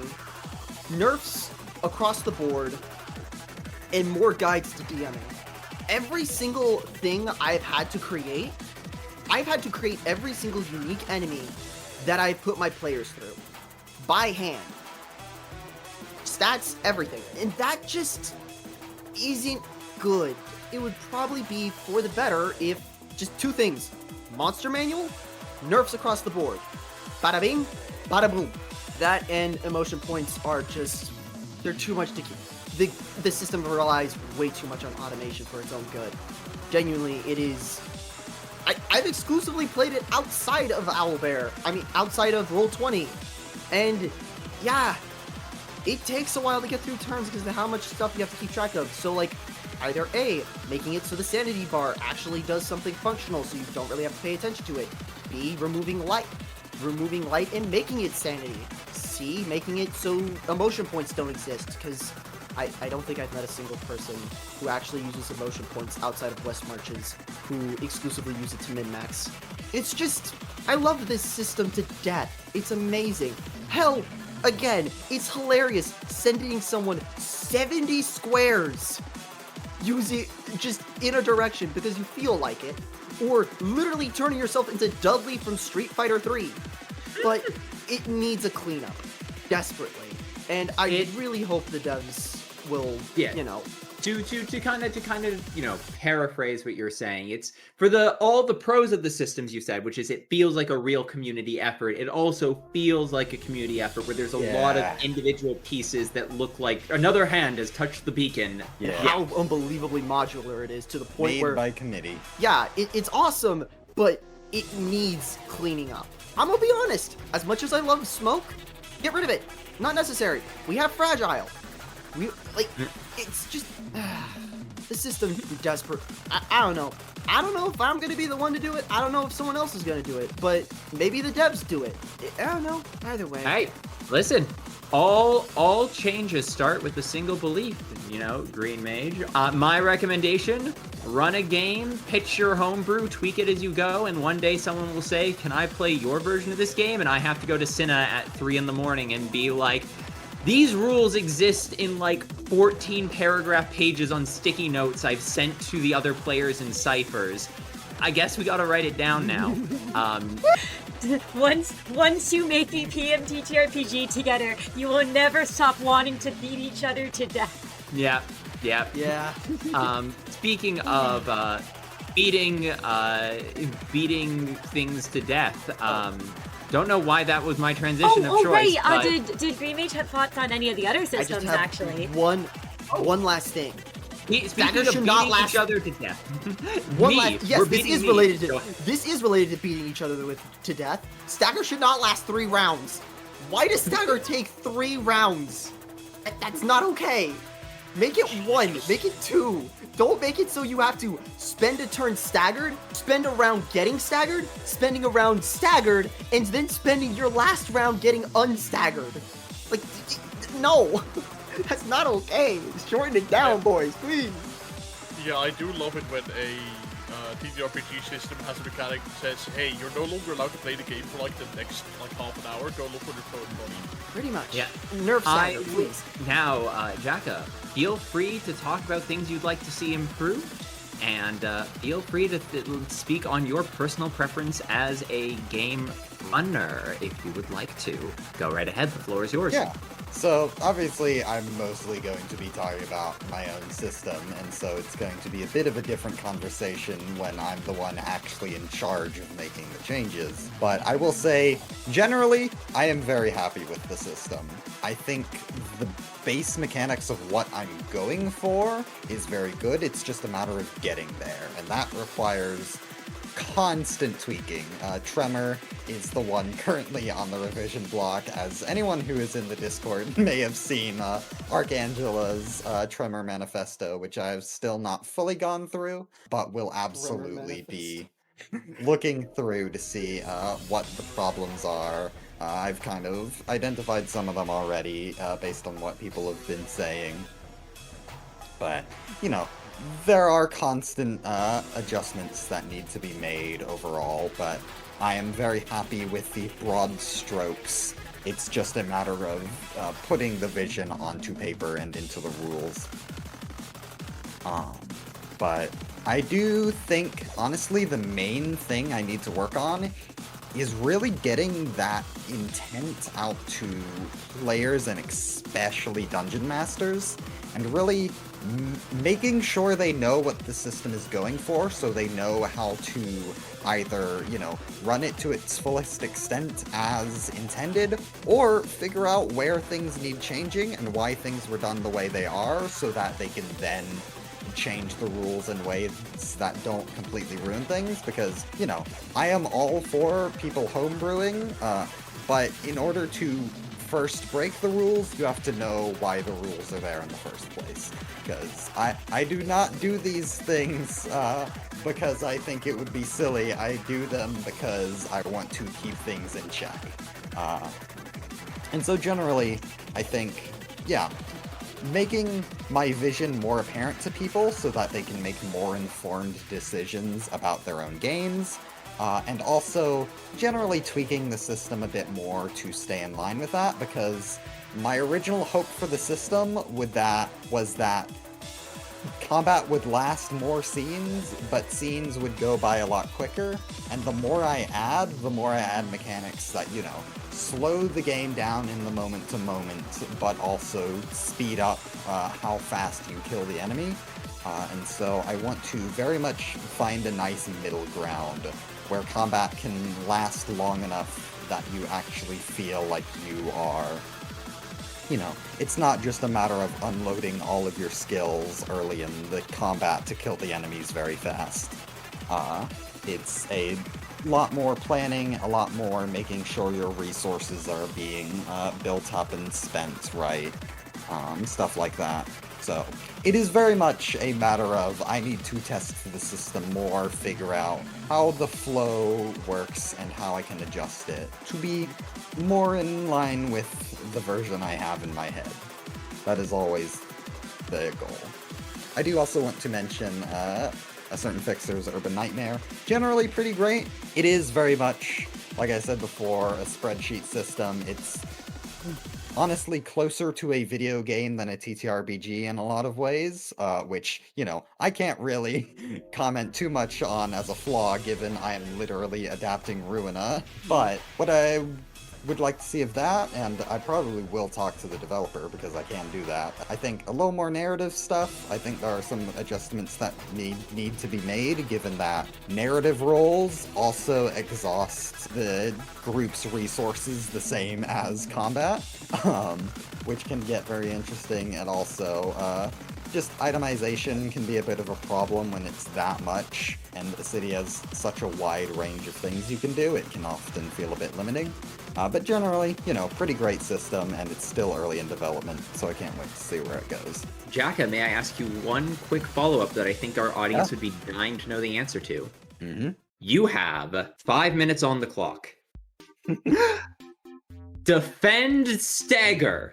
Go. So, I knew this would go up.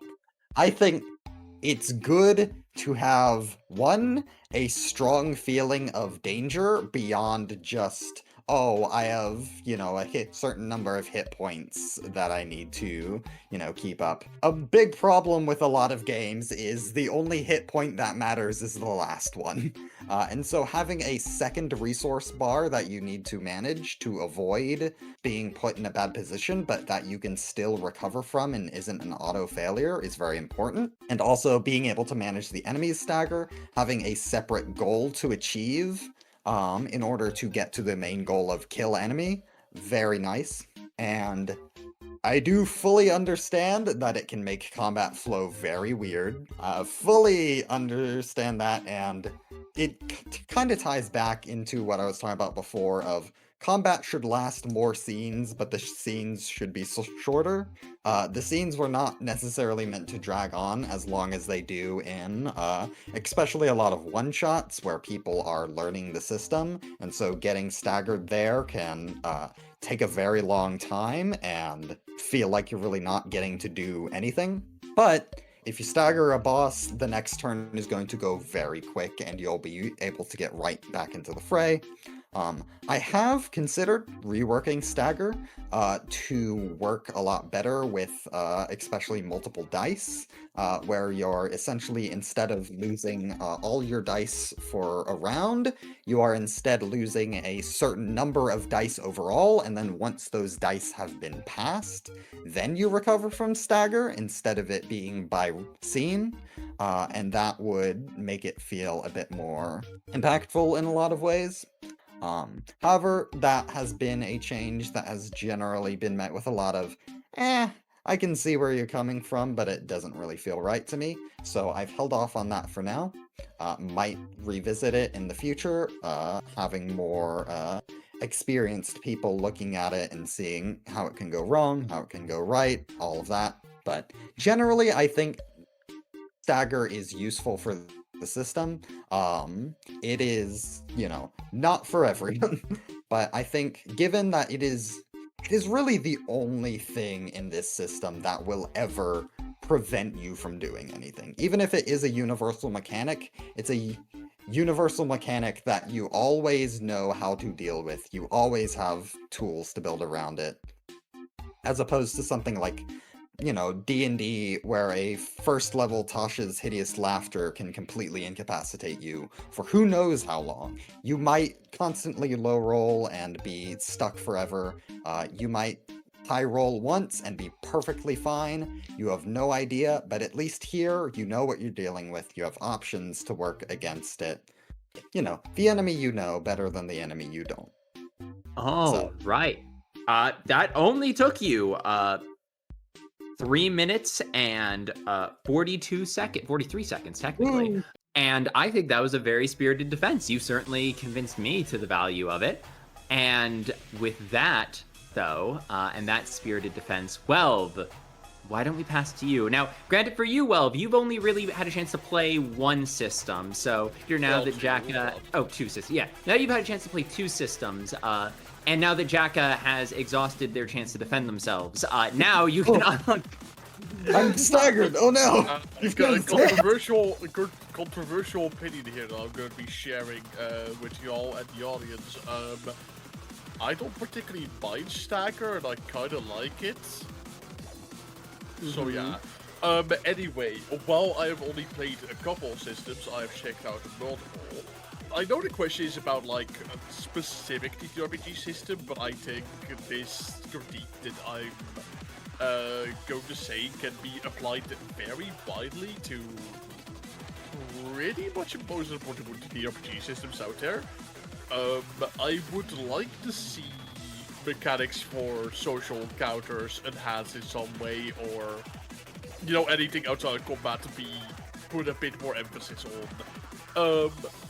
I think the reason why not a lot of systems do this is because, well, when you make a portable TTRPG system, you want to focus on the mechanics of portable. You want to replicate Runa, you want to replicate Lopcorp, you want to replicate Limbus. God forbid you do that, actually. May God have mercy upon your soul if you replicate Limbus. But anyway, like, it's all most of the time focused on the mechanical stuff and all the combat, which, yeah, like, combat is awesome in the world of Portugal. But are we really about to neglect the fact that storytelling is also a big part of the Portugal, like, universe, and just how important, like, character motivations are, and, you know, like, people's abilities outside of just being able to hit hard in combat are? I would like to see social mechanics, or, like, anything of, or, like, story mechanics expand upon, or be a bit more relevant. I think that is underpronounced in most of the systems. And maybe I'm just biased because my favorite system ever is Fate, and that is very heavily narrative-driven. But I'd like to see just a bit more, you know, narrative-driven gameplay. Because, like I said before, it's bizarre that we are fans of a, you know, series of games that is very heavily praised for its storytelling capabilities, and then we don't reflect that. So those are my words. Also, Trevor is awesome. Hashtag save Trevor ? I am I'm a Trevor defender, or not Trevor, Stagger. I mean Stagger. I was about to say, I could hear somewhere Archangela began to, like, hunt down your location with an incredible... I actually kind of agree. In Source of the City, Trevor is a bit underwhelming. I do agree that should be a that should be revised. Stagger, however, perfectly fine. Controversial opinion, I know. Of course, the Stagger defender wants to buff Tremor. I see your agenda. No. Yeah, you know what? Just fucking kill me for my opinions. Just like fucking nail me on the cross or some such. Yeah, no. The mods, put them on the Ncorp wheel. Why did my brain immediately think of the Fumo Faust on the freaking, like, on the cross? But instead, the legs don't go down because it's a Fumo. So it's just sitting there with his arms out like that, just on this mini cross. What the hell? Yeah, I was about to say, Fumo's not even wide enough for, like, a big, proper, like, human cross.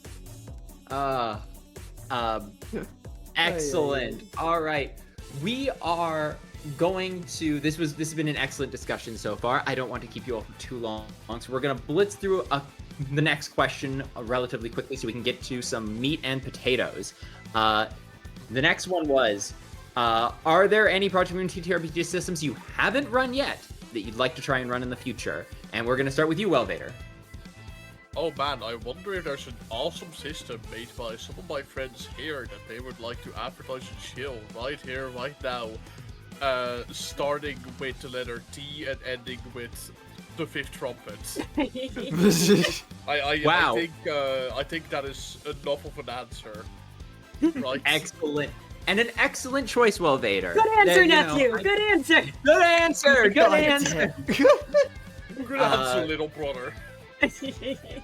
Jakka, how about yourself? Also, the 5th Trumpet, but I'm gonna give a little more explanation as to why. I do think that just having a system that says, fuck it, we're focusing on the narrative, and everything else is just cool bullshit that you can do just based on whatever you think your character can.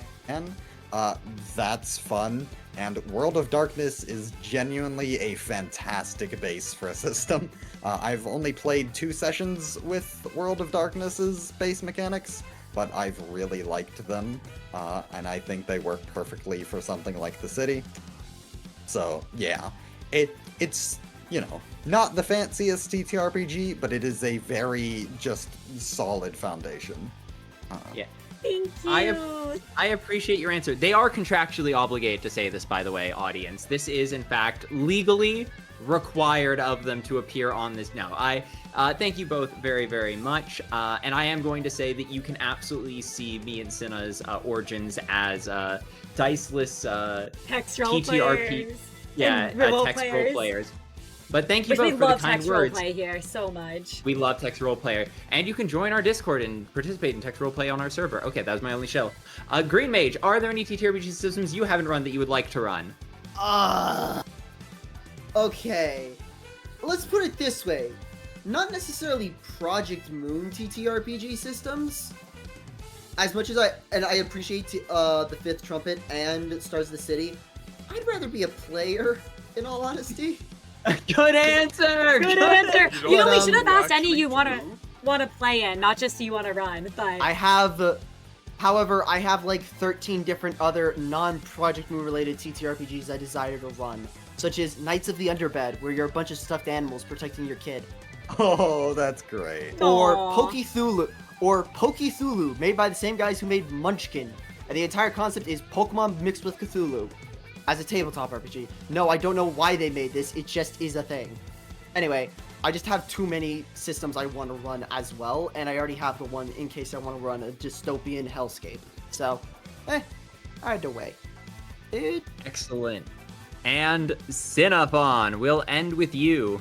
yes, before I answer, I would like to say real quick, I had a poll up that asked what are people like Stagger, yes or no, and there was a unanimous vote, 52 votes for putting Welvader on the wheel.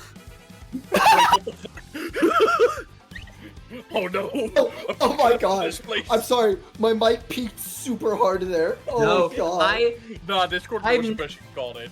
They all just agreed.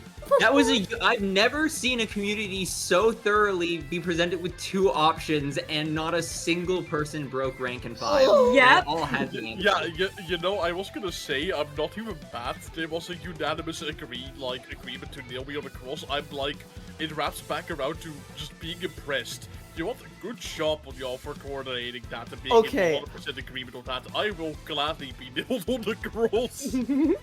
Just wanted to say, holy hell, a fandom that agreed on something. I haven't seen that since the Star Wars fandom agreed that the first 3 movies were okay. A shout out to Nico, who contributed 2,800 channel points to that. After this live stream, Welvader will be spun on a wheel. But to actually answer the question, I did say before, I really do want to run something in TTRPG. I'd also really like to try my hand at a certain Urban Fixer's Nightmare. I once again said the biggest thing is I need to like learn how cards actually work, but I feel like it would be really cool to try out. I also want to find some of the other systems out there and try them sometime because I feel like that would be fun. So There's that 17 of these fucking things, probably way more. yes, You will not have a problem finding them. Yes, one day. Also, shout out to Echo, who is in chat right now as well. We see you, our fellow Project Moon TTRPG DMs. Call us, hit us a line. You know where our DMs are.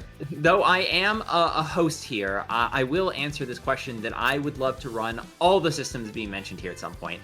I tricked CinnaFaun into becoming a GM like a beguiling spirit, but I have been hungry to get back on the horse at some point. You all might see me run some things in the future, but for now, of course, my primary focus is being a player. You guys, you DMs don't know what a hard job it is for me to be a player in 2 different games. Do you know how stressful it is for me to show up on time each week? And yeah, that's about it. I just Quietly walks over, puts down the fact that I'm playing in 4 games and running 2, and quietly walks away. these DMs will never, right, audience? These DMs will never understand what a hassle us players really struggle through every week. No, but thank you all. Thank you from me to all of you. I know from personal experience, being a GM can sometimes be thankless, and sometimes be really hard work, especially on online spaces where a lot of when you are doing your job right, it's your players that their characters end up coming across badass and awesome and cool. But I can say, as an actor, as someone taught that without stage crew, I would be in an empty room in the dark with no one able to hear me because my mics aren't on, that it is your guys' hard work in building systems and running games and building the world and building the NPCs and the stories that we interact with. You are the people who make the magic happen. So take this, audience, please give it up for all of these wonderful DMs I have at my table here today. Aw, Yeah. heart hands. Thank you. And on that note, I want to talk a little bit about the games you all have run. or are running. Oh, And dear. if there is nothing you are currently running, if you are planning on running anything, and if you are not currently planning on running anything, you can talk about anything you've done previously. But, Welvader, what are you currently most excited about running? And, if you could tell us a little bit about the inspiration. Ah, man, I wonder what I'm most excited for. It's not like I already have what I'm currently running that I'm already very excited for. Let me think. Oh yeah, I do have this one plan for Dad's 13th Association. I mean, like, yeah, I think I've said already a bit of inspiration behind 13th Association. I was very much so inspired by Ioverse and their stuff. Particularly, I guess, to elaborate on it a little bit more. Particularly the Deadbeat series. I like that series, and I've been following it for a little while. And, yeah, it's generally fun. It inspired me to make my own. For spoilers for the very, very, very start of 13th Association, if you haven't seen it yet. But I guess my question is, obviously, from the very, very beginning, you made the decision as a GM to make two very interesting starting decisions. One, you let the players all know each other.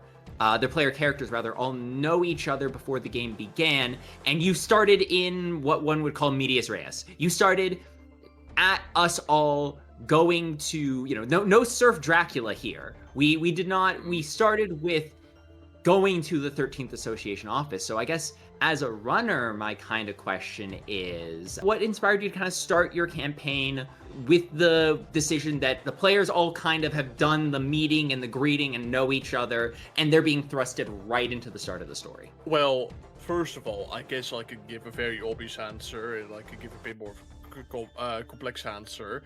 Obvious answer for a live stream series, it is going to be very, very boring if I start off with a classic, oh, you meet up at a tavern. Which, good question as to what fucking tavern will be operational in, like, the at the moment vacant L Corp, but that just seemed like a boring start to me. And also, I guess more complex answer, just having everyone know each other, first of all. I guess a little bit of background detail for those who aren't aware. I did mention before I ran a one-shot with Stars of the City, and that is a little bit of background as to how the characters even got to meet each other in the first place, and I decided to keep the continuity of it, because it would just be fun to have already established continuity there for people to go ahead and figure out and dig into. And so yeah, I suppose those are the reasons for that. I could instead, if you like, go on a very long side tangent on what are my design philosophies behind the campaign itself. Because if we're talking inspiration, obviously it's Project Moon. And the way I do my storytelling is very heavily inspired by the way they do their storytelling. If you'd like me to go onto that side tangent. I think I'd like to ask you to put a pin in that one, and we can circle around to that at the end, because I'd love to have a chance for us all to talk about our very design intention. But first, I want to establish kind of the baseline of what we're running and what we're doing, and we'll have a little bit time in the later questions to go over specific design decisions in us as GMs. Alrighty. All right, then. Yeah, that will be it from me for the inspiration section. Awesome. In that case, then, Jakka, what's your framing? I leave it in your open hands what you believe the best answer to this is. I have run 2 one-shots so far. One is Time Heist, the other is technically unnamed, but was for APR. We can call it the Grocery Store Adventure to avoid too many spoilers. I think I'm going to talk about Time Heist, just because I feel like that was a more,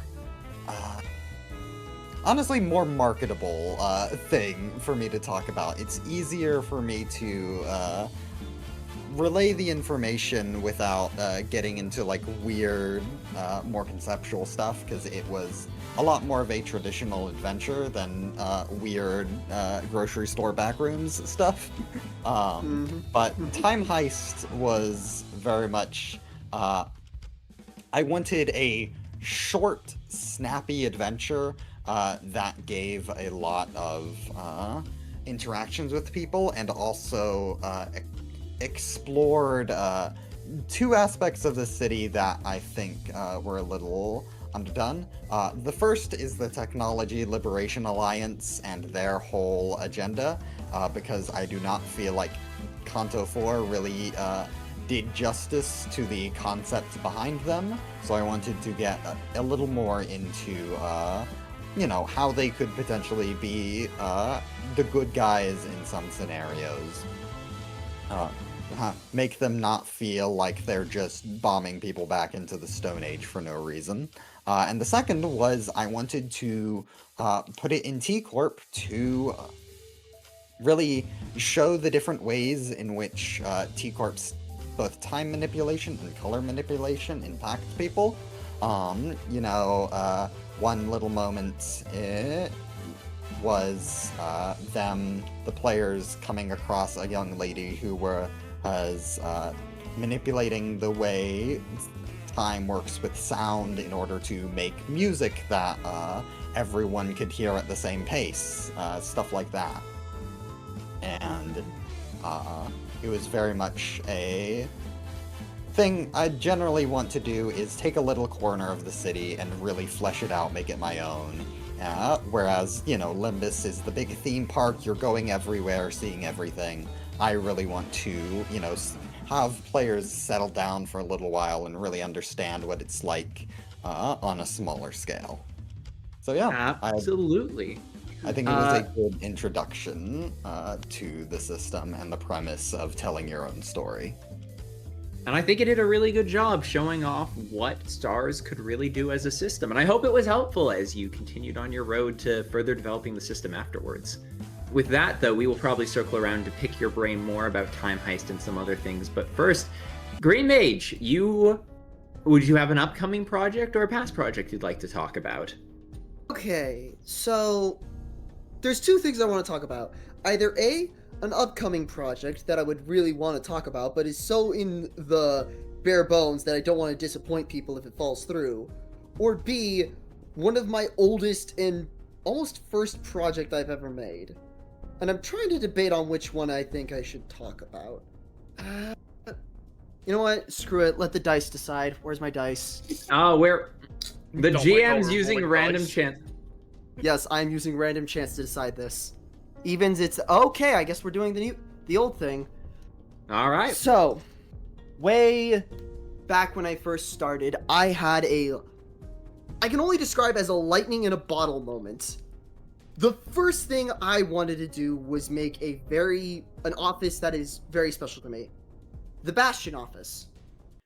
You guys may have heard of it. It was my first series on my channel, and it did pretty okay. The thing is, that wasn't the first time I ran that.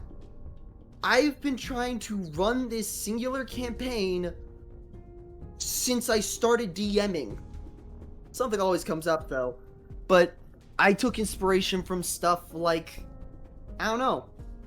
I just really wanted to make an office that could explore the dungeon. Because I made a Lobotomy Corp dungeon literally the size of Mementos from Persona 5. The thing is huge. It would take months of straight playing in order to get through it all.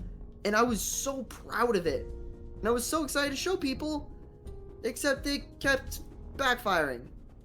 And I was always inspired by stuff like Ghosts and Goblins, Persona, Off the RPG, Yume Nikki, Binding of Isaac. Hell, I was even inspired by stuff like Resident Evil. So many different things. And I'm just really hoping that one day I'll be able to bring back Bastion Office and show off those inspirations, you know? I don't know. But Absolutely. No, please continue if you have more. the final thing I'd like to mention is every single abnormality is kind of, how do I put this? have you ever put yourself into something you make before? I think it is the most fundamental part of being a creator.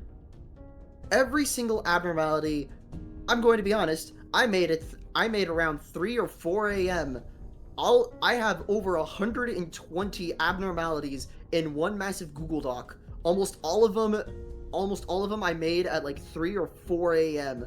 because, you know, that's when you can let the intrusive thoughts flow from your brain to the paper. And then you get to punch them afterwards. It's great. Very therapeutic. That is a very good way to talk about. Listen, the GM is also a player at the table, and we get our own enjoyment out of it. Thank you for that discussion on your inspiration. CinnaFaun, the Yes. floor is yours. Absolutely. So, the premise of our campaign, The Fifth Trumpet, is that it revolves around one of Lobotomy Corporation's branches, Branch L53.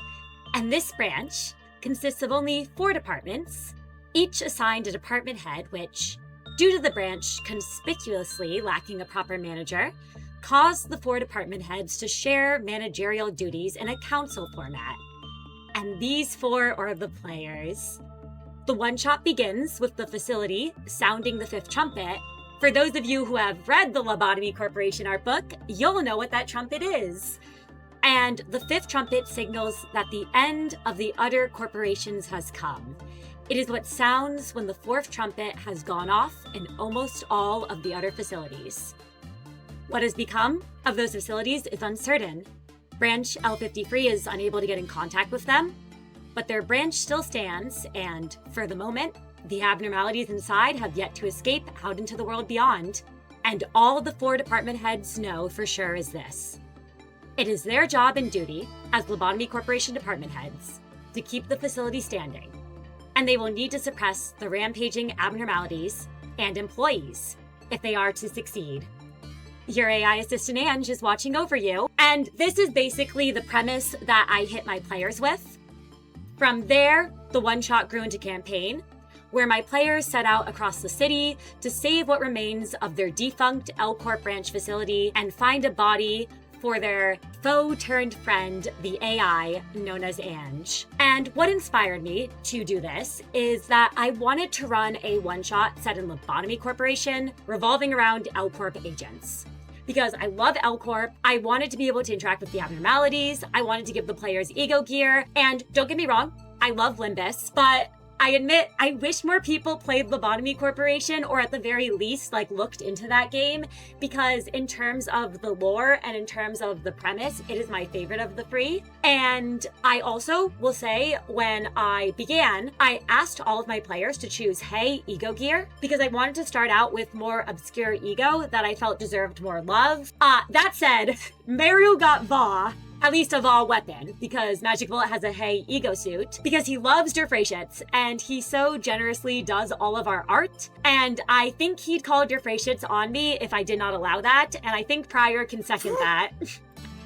Oh dear. Yep, and then basically, from there, when we decide to make it a campaign, I let them upgrade if they wanted to Va Ego Gear. Pryor was the only player who chose to remain with Hey. And the later campaign came about due to their choice during the prelude to spare their AI assistant. It gave us a chance to delve more into the backstories and connect the players with the wider world, exploring the city and interacting with the various factions. It's also very fun because I should have realized this one-shot was going to become a campaign when Meru and Pryor both brought to me 20-page Google Docs. Well, actually, what happened was Meru brought a 20-page Google Doc that included his thoughts on all the players. Pryor responded with a 20-page Google Doc with his thoughts on all the players. Mix then followed up with her 20-page Google Doc, and then Meru responded up with a response to the responses. God, And I then- didn't know it went that far.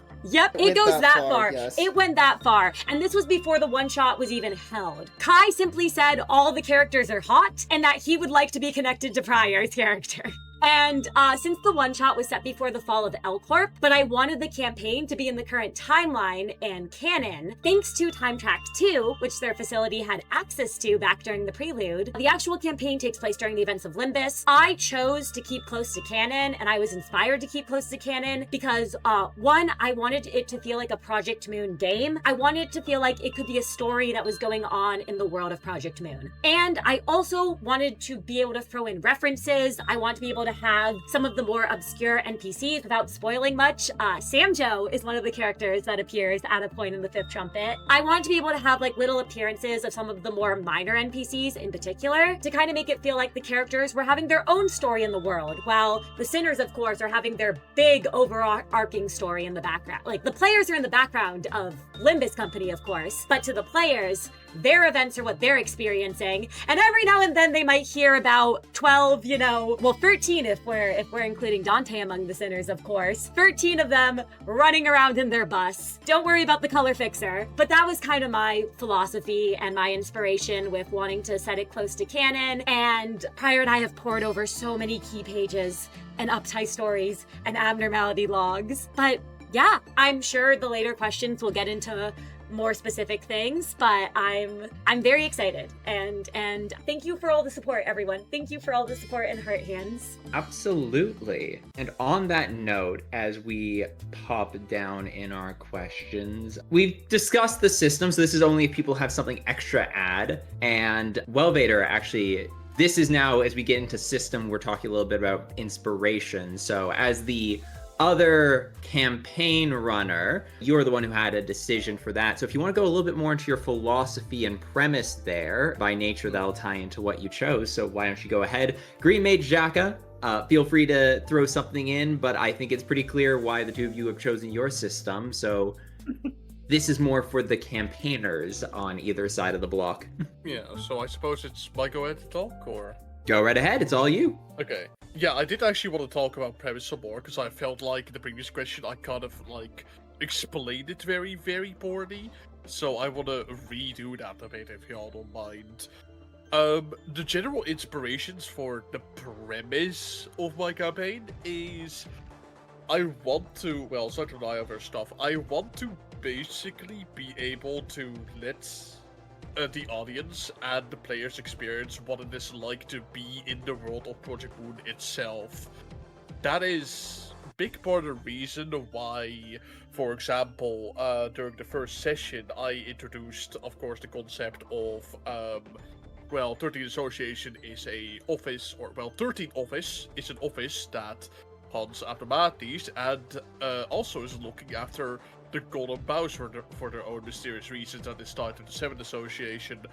And I want to sort of let my players experience just being their own, I guess, Limbus company. That's not exactly Limbus company, it's more like a Limbus company we have at home, but it's like a legally distinct Limbus company. But basically, big inspiration for why I bring up the Golden Bow plot and why that is being collected, and also why abnormalities are being hunted, is that, along with also a cut ending from Library of Runa, where Iori goes up to Hana Association to request a 13th association to be made, specifically dealing with abnormalities and the likes, which, well, unfortunately was cut because people interpreted that as Project Moon being greedy and saying, taking the words of Iori saying, hey, I'm gonna need funding for this Hana Association, basically interpreting that as hey, we need money from you, which is very ironic considering how they ended up making a gacha game, but oh well, I'm not going to touch on that because that's a side tangent. But yeah, that's also, for example, why I have an LOR styled cutscene appear in the very first episode, because I want to very much so invoke the feeling of Project Moon. And I guess that can also touch on why I chose Stars of the City for my campaign in the first place, is because I think it is the one that evokes Project Moon the best when you play it, and also when you watch it as a audience member. It is, from my experiences so far, that's also kind of why I dropped PM TTRPG, it just replicates the Runa fighting style very, very well. Shout out to Jakkafang, you made an awesome Gotham system. And as a Runa fan, I'm very happy to be running that. I wish I could play it still, but oh well. We'll get you in at some point. I hope. It might be a little difficult with the time zones, but you know, maybe there'll be an opportunity someday. It's like 4 in the morning participating in this. Time zones, what is that? Yeah, I chose Stars of the City because it is the best way to represent Portugal in my eyes. Because I can elaborate more on this in the design philosophy section, but for now I'll say a lot of the stuff I do with 13th Association is built from the very, I would say, the very, very beginning thing I think of is the things I do in 13th Association need to be a representation and celebration of everything and anything Portugal. That goes down to the system I chose to run with. What is representing Portugal the best? I found out it was Stars of the City, so I decided to use Stars of the City. Besides, I'm also gonna say the founding module makes it very, very easy to run. Oh yeah. So yeah, Huge that's shout also out to Tsubasa. yeah, huge shout out. That makes it so much easier to run than you want to believe. But yeah, I think that will be an adequate answer, and also sorry for previously giving a bit of a lackluster answer to. Listen, these are very open-ended questions for a reason. There is plenty of room to expound upon things later, earlier, in the middle. I am not a cruel taskmaster here. It is my job to make sure that everyone gets a chance to say what they need to say. And Green Mage or Jack, I feel if you have either of you have anything particular to add to this question, you may absolutely feel free to. But I feel you made your opinions on the system you chose for your one shot and previous campaign pretty clear. Again, always for the main reason, modularity and the sheer amount of freedom it gives players. That is not common in any. I have not seen a system like that before. And though I am going to ask the two of you a slightly different question, that's right, we're going a little off script here. Out of curiosity, for your systems, we know why you chose your system, but I was going to say, do you feel your respective system, Stars of the City and Project Moon TTRPG, do they work well for one-shots or do they work better for campaigns? I'm going to begin with Jakka. I would say absolutely designed with a campaign in mind. You can absolutely have some fun stuff, but a lot of what I think the system is best made for is having, your one special setup fight a variety of crazy bosses that each do wildly different things with the mechanics. It's something I've had trouble portraying in the enemies so far, just because they need to be made for, a lot of different people running it and everything, especially since I have very little playtesting experience.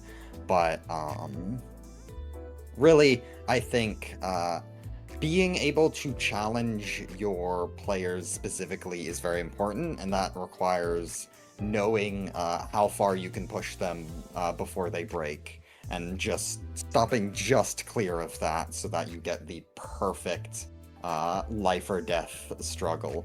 Well, then Cinna are very experienced at that. I can personally attest, and you're pretty good yourself. Yep. It's been fun making the bosses for the one-shots, but those were, very much made to be the climactic finish to showcase the system, and so they weren't made to be they were made to be interesting, but not too crazy, whereas I think you can build some bosses to show up and absolutely go balls to the wall with all sorts of weird mechanics, and also presentation. Once you have the narrative setup of this person is important not only to the overall plot, but to you as a character specifically, that's when you can really up the ante and make the, big finale of a climactic moment against a lifelong enemy. And at that point, pairing that with good mechanics, and you will make your players cry. Tears of joy and tears of pain. Anger and rage. Yes.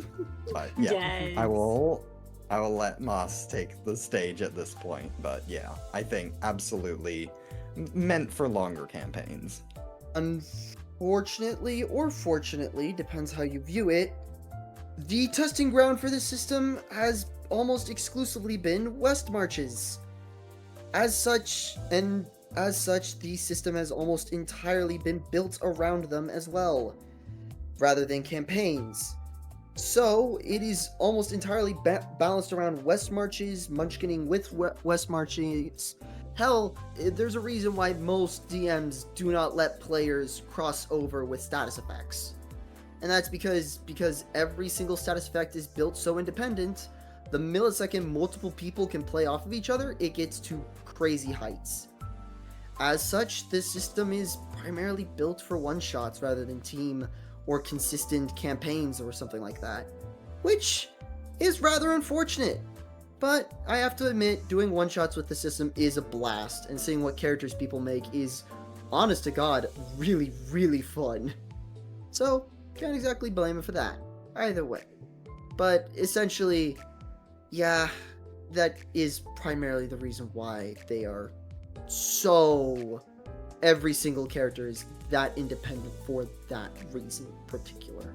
Either way. Absolutely. I think that's a very fair thing to say, and I appreciate it. Like I said, every system has its pros and cons. It's long form and it's short form content. Cinna, I again feel we've kind of already covered some of this. I guess you could talk a little bit about the origins of the Fifth Trumpet and its system roots a little bit if you want to. Absolutely. So, fun fact about the Fifth Trumpet is that it did not begin in the Fifth Trumpet system. It began in a reflavored World of Darkness to fit the Project Moon setting. And then from there, the system changed and grew over time into the Fifth Trumpet. Because at the time I began this campaign, the only Project Moon TTRPG I knew of was PM TTRPG itself. I didn't fully understand how it worked, and since it was my first time DMing a long-form campaign, at the time I thought it was a one-shot, but even still, it was my first streamed one-shot, then a long-form campaign. I kind of felt more comfortable running a system I was familiar with, so that left me with D&D or World of Darkness.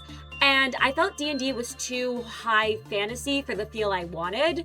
There's a lot of awesome, D&D Project Moon modules out there, which I think are really cool, but I kind of wanted the gritty feel of World of Darkness, the high lethality, the more grounded, and I specifically chose Hunter the Reckoning since I figured that Hunter's edges and perks from 5th edition could be reflavored into Ego Gear, since Hunters and Agents were otherwise normal humans equipped with something beyond them. I also wanted to go with a system I was more familiar with, mainly due to the fact I knew I wanted to give chat a chance to influence the course of the campaign by helping or hindering the players through Twitch redeems. And I had done World of Darkness streams before, not the one streaming, but that was the game Prior and I were players in. And that's where I actually got the idea from, where they had Twitch redeems set up, which I thought was really cool. And so I knew it could work, but I didn't really know how it would work with a system like PM TTRPG. So I was like, okay, I know World of Darkness. I can reflavor World of Darkness very easily, and I can get chat involved, which makes me very, very happy. And thank you to all here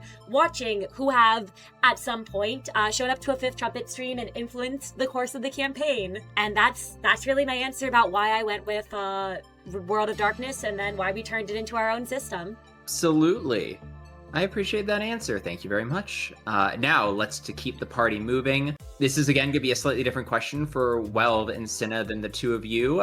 So, when we speak about this, for the two of you who have run one-shots or other projects, you can just talk about your favorite characters from those projects. But to jump back over to you, Welvader, if you'd like to take a moment now that you've spoken about the premise of your campaign, if you'd like to talk about your players and their characters. This feels so very self-indulgent, but I promise I wrote these questions and didn't realize that I was involved in 2 of the 4 projects. 3 of the 4, actually, now that Jakkafang's chosen to talk about Time Heist, so I guess I'm just a fat, greedy little chud. Welvader, we can begin with.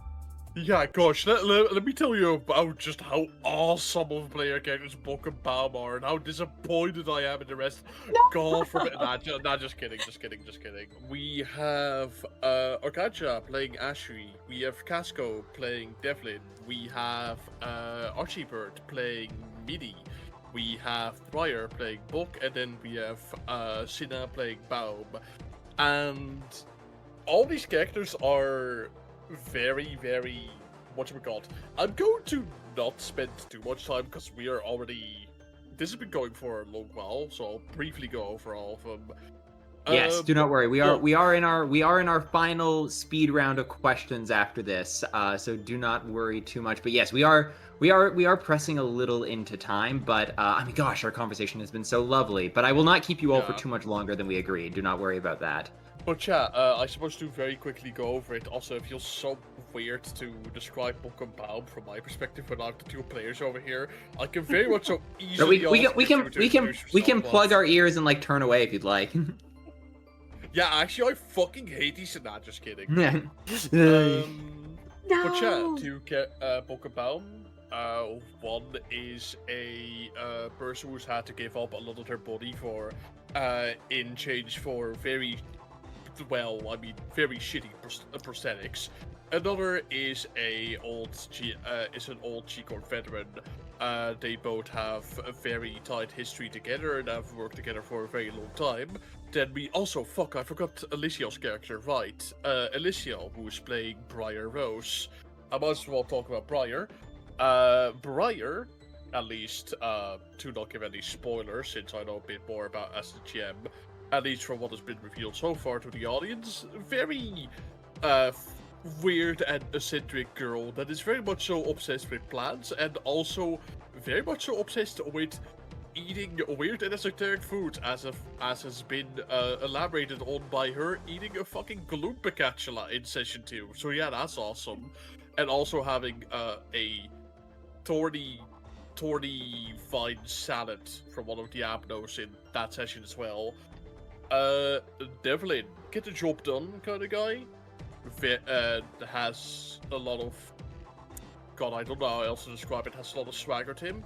Definitely carries a very much so, fuck, I know I shouldn't say aura, but I forget the other word. Aura! Tough guy attitude. Very much so has a tough guy attitude to him. Ashley,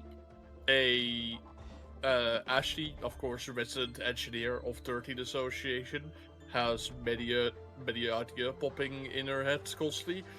And then we also have Mini, a meek girl with a bit of an asthma problem going on constantly, but she's trying her best in spite of the horrors that she has to face 24/7, or well, not 24/7. It hasn't even been a day that you all have been in 13 Association, or 13 Office, I should say. 13 Association is the title of the game, not the name of the office. But yeah, Mini tries her best in spite of all the horrors you all have to encounter with, the wide diverse Apnos, and also the kaiju battle that happened on accident in session 2. That was also quite fun. But yeah, those are the players and the characters, at least on my end. Absolutely. Jakka, do you have anything you would like to say about the players and characters of Time Heist? In Time Heist, the players were obviously Cinna and Prior. We also had Tonrep and we had Kamui. And they were all playing various members of the Technology Liberation Alliance who each had their own reasons for being there. Some of them, like Prior and Cinna's character, were more into the ideology, while others, like Kamui's, were more there just for the thrill of it, for the more practical reasons. But I think everyone had a fantastic chemistry with each other. Kamui really surprised me because from what he'd said, he'd only played a little bit of TTRPGs, so I expected him to have to take a minute to get into things. No, he was right there at the beginning, ready to go. Really stuck out to me, and unfortunately I just haven't been able to interact with him much since then, but I do very much want to be able to meet up with him again. And obviously you two, I can almost guarantee we'll be playing games together at some point, and Tonrep also has been great, and I want to get him in for more stuff. So yeah, but that's them. Indeed. Green Mage, do you have any characters you'd like to highlight from your projects? Okay. Let me think. I have 2 characters I'd like to explicitly highlight. One of them was Lydia Doe. It was made by a friend during that first time I tried Bastion Office, who I unfortunately don't talk to as much as I'd like. But I loved the way she played her character, and I loved the characterization and how unbelievably goofy she was most of the time. And the second one I'd like to mention is a familiar friend, The Grinch, made by Squellington. Squellington's also the one who drew The Road to Adventure in Lobotomy Runners. All around, just a wonderful dude to be around. And let me think. Cecilia was hilarious in Holly Office. Freaking hell. Cinna's character, Lazarus, was just an absolute disaster in the best way possible. M's badassery was just fucking cool in general. Oh, right. Limeade's character was just really funny. Just, oh yeah, we enable each other to just cause disasters. Danny and Laz was a blast, but there was a lot of characters I've seen, a lot of things. It was just, if I were to name every single character that left a little bit of a lasting influence, we'd be here all day, though. I'm going to be honest. Either way. But, yeah, hopefully I can see some new characters, though. And who knows, maybe things go well in the end. It'd be fun, eh? Either way. That's probably the end of my little segment. Absolutely. In that case, then, Cinna, I'm sure you have many things to say about your cast and how we endlessly infuriate you. Why don't you go right ahead? Absolutely. First, I will say, I hope you all know how much I've loved playing in all your games and with everyone there. Well, you know I'm having so much fun with you and everyone in 13 Association. And Jakka, I am very excited for more games with you. And Kamui and Tonrep were so fun to play alongside. I hope to get the chance to again. And then Holly Office was amazing. I agree, GreenMage. Oh my god, I loved the cast there. I loved causing trouble with Danny. I really, really loved Cecilia. And oh my god, wait, it was M, right? It was M was Ueno's character. But they were both really fun. And going on to my own cast of the Fifth Trumpet, there's Meru on mine, and he's the one who plays Meru of the control team. And Meru's a rat from the back streets of District 23 who wields Der Freishit's ego. He's the lone survivor of a chain of abnormality breaches that claimed 90% of the original control team, and his intervention with Magic Bullet, even at the cost of the former control department head's life, saved the facility from descending into chaos.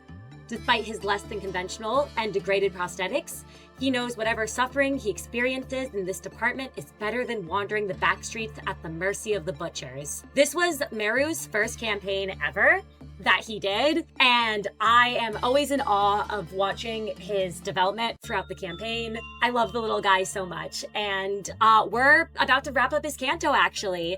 No spoilers for any of that, but I've been very, very excited working with him and getting to play that out. Mix Time is the one who plays Mix of the Info Team. She's the scion of an influential Nestborn family from A Corps District 1, and she wears her heritage proudly in her education, inflection, and especially in her bite towards the other department heads. And her many experiments to gather information left her with serious corrosion from yin that failed to regress after multiple therapies.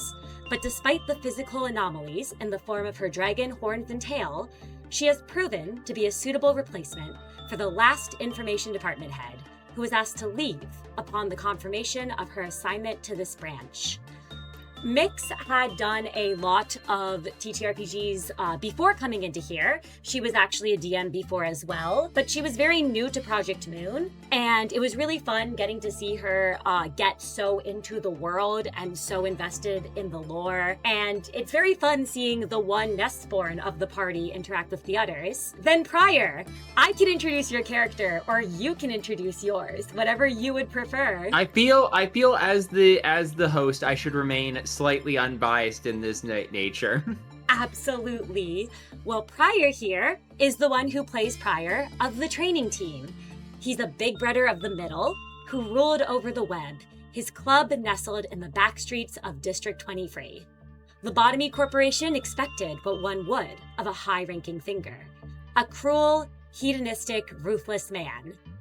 Unfortunately for them, the head of the training team did not turn out to be what was expected. Pryor's presence has proven time and time again to be an uncontrollable variable, prioritizing employee welfare over even the company's best interest.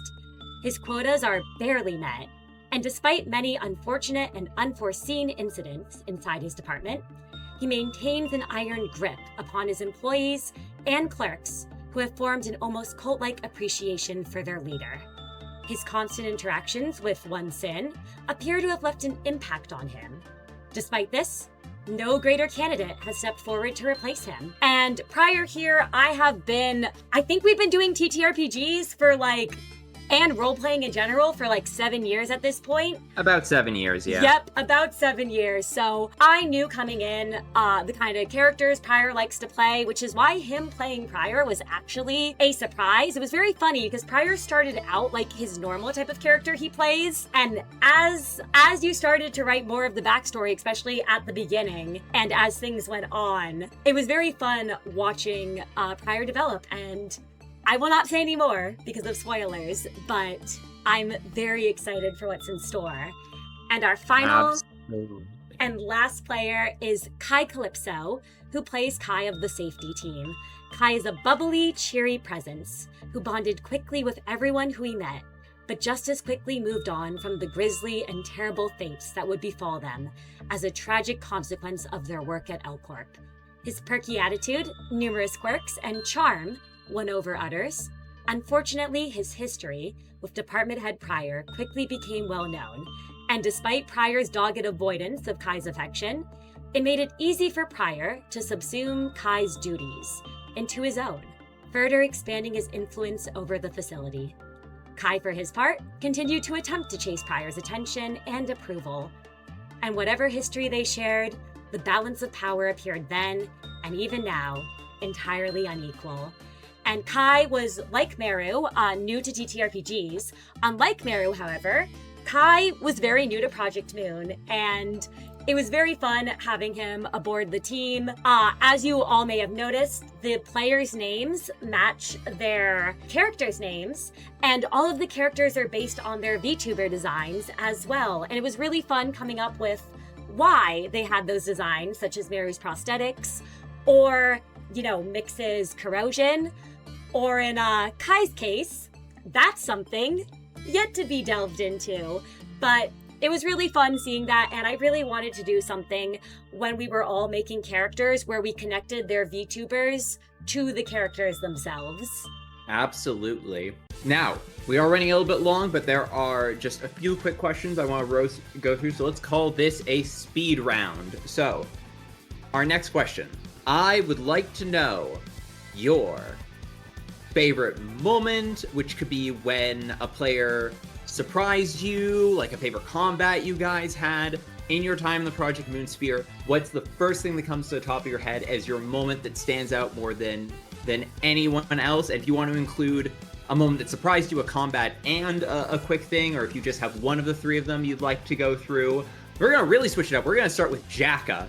That's right. I'm really I wasn't prepared for this, except I was.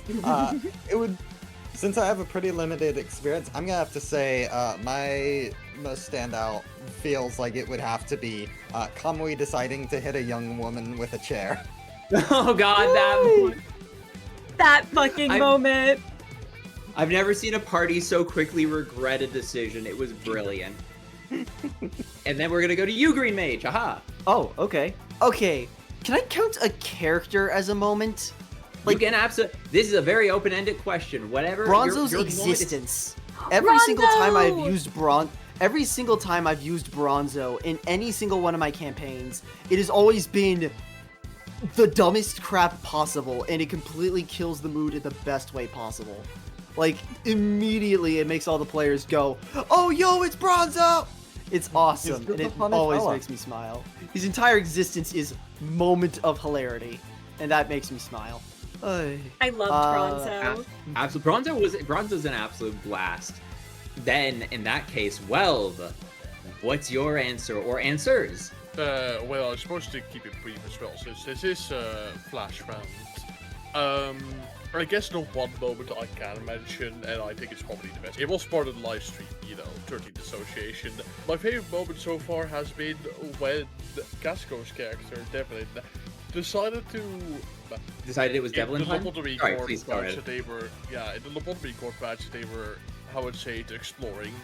Devlin found a way to secretly, or how would say it, he found a secret path to the 3rd floor while the group was exploring the 2nd floor, and decided to act on his own, which triggered the boss encounter that I had planned for the 3rd floor when they would eventually get past the puzzle that I had planned on the 2nd floor that had an Abno there, constantly pestering the players when they were solving the puzzle and acting as a force of threat, to accidentally trigger the third floor boss and bring it up to the 2nd floor boss, which then caused a cascading factor that will cause the 2nd floor Abno to trigger one of its passives to engage in combat mode. Since I accounted for the fact that they could simply go around the threat factor of the puzzle by simply killing the Abno that was there, I was constantly pestering them during the puzzle, and basically proceeding to trigger a kaiju fight between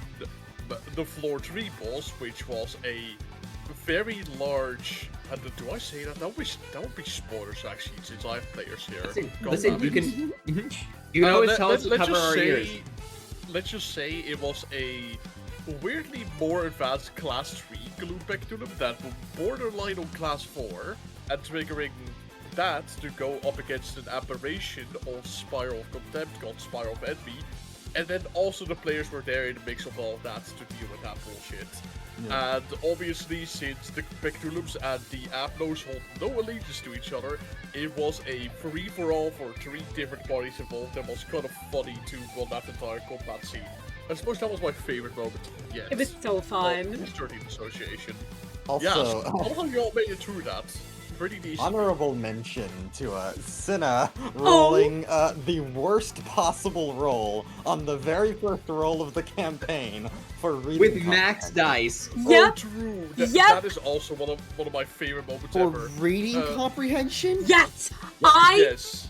rolled 3 10s, which is the equivalent of a nat 1 in Stars of the City. No. I wouldn't even say nat 1. I would say it's like rolling a nat 1 twice with advantage. Yep. 1 in 1,000 chance. It was a reading comprehension check of all I thought fucking the die roller things. was glitched. Yeah. Wow. It's kind of legendary. I'm a Deltarune fan, I don't read! Yep. Speaking of reading comprehension, Cinna, do you have anything last to add to this discussion of favorite moments? Yes, I will say there has been so many moments. I've mentioned some before in the 5th Trumpet Q&As. So I will just say to choose a well, this is a little bit of a spoiler moment, but it is for the L Corp agent versus Limbus Thinners stream. Chat deciding to hit Virgilius with the express train to hell was one of my favorite moments. Wait, what? Yes, everyone here in chat caused the express train to hell to hit Virgilius and send him flying out of the facility, to which he came back riding on top of the express train to hell and decimated the managers. Holy shit. I need to watch Watch the Sinners versus Managers quasi-canonical one-shot on the 5th Trumpet YouTube channel. It's a great introduction to the world. I need to catch up with the story. I see. Yes. Recap's releasing soon, but jokes fully aside. But no, I think that was a lovely jokes moment. aside, that was one of my favorite moments. That was a moment chat made happen. And the final fight against Ange in the prelude That will forever be one of my favorite moments. I will not speak any more on it. I will just say I've had a lot of fights I really enjoyed throughout the campaign, and that one will always remain special to me. Absolutely. My favorite fight was the one that we had last session. I know I'm not technically answering questions, but oh my god, that was a hell of a fight. I've never been more stressed in my goddamn life. But most of the people in chat are not caught up to Act 3, Episode 6, so I will leave it at that. That was a very well done fight, Cinna, and that is my bias for the day spent up. Thank you. All right, I've got. If that's episode 5. Right. Oh, one of the two. Right before we give our final thoughts, I have one last question to squeeze, and just one more quick question to squeeze out of all of you, and I think this is a question everyone in the audience has been waiting to hear. What is the difference between, in your estimation, running a stream game versus running a table game? How does it differ to be a DM knowing that there is an audience there, or is going to be an audience if you post your videos not live streamed, but I think all of us do live stream our content. But what does that change? How does it change how you approach it? And actually, for once, I think we're going to start with Cinna as we go through our final rotation here. Oh gosh. All right. So I will say, I found that running a stream game is very, very different from a table game. They are both very fun to run, but I have found that a streamed game comes with a lot more prep and a couple rules of fun. We have a rule at our table, well, a couple rules in fact. We keep out-of-character chatter to a minimum. We have an out-of-character text chat, but we basically have all agreed we will do our best to stay in character the whole time. A lot of times at table games I've been at, there's a lot of out-of-character jokes that get cracked. You stop to ask for clarification on a rule. The DM might stop to ask a player if, they're sure they want to do something, or they might ask to confirm a player knows what they're getting into. We do any of that in the text chat, or we basically discuss anything people had issues with before or after the stream. When the stream begins, we are our characters. We are in character, we are not ourselves. There might be the occasional out-of-character joke, there might be the occasional out-of-character question, but we do not break character. We also have another rule, which is to keep dead air to a minimum. Someone should always be talking unless there is a dramatic pause or a reason to have a dramatic effect. We do our best to make sure there's no silence. We do our best to make sure we keep scenes moving along. If a player needs to disengage, if something happens during the game, if someone needs to step away, if someone just needs to go get a snack, they basically ping everyone and they go cover for me. And everyone makes sure that it seems like that person is still there the whole time. I'm not saying people need to run their stream games like this. I'm saying, at least for us, I have found we want to run this in a way where we are our characters. You're not necessarily watching us, the players, though we appreciate and, all the support that we receive. We want people to see us as the characters during the game. And that is the biggest thing I found. The other thing I found is that it's very, very exciting to be able to, sometimes I'm able to glance at chat during the game itself. I always love going over after because all of your feedback helps me so much. I can basically read after and I can see what did people enjoy? What did people not really like? What did people, it's one of those things where I can look back and I can see what people liked, what people didn't like, what confused people, so I can try to improve for the future. So thank you all. Thank you all for being in chat. Thank you all for being active. It means the world. And the last thing I'll say that differs is as Pining Tree said, the fun, fewer shenanigans. With the redeem set up, we like to have viewer interactions. You can help the managers, you can hinder the managers. We've had before NPC submissions, and who knows if we'll have that again in the future, where we basically ask people to submit stuff, or not to spoil, but in the case of the Ring Gallery that showed up, we had people submit art pieces. It's one of those things where I love how collaborative it is, but it's very much, that's the last thing that I will say that differs. The last thing that I will say, because I know there's a lot I went into, it's very much something where I, at least for myself, I want to make something that's very high production. And the rest of the team shares that thought and shares that vision. It's why we've all worked really hard and why Meru, behind the scenes, does so much with the art assets. We want to really lean into the visuals. It's why we upped our overlay and the design of the chat.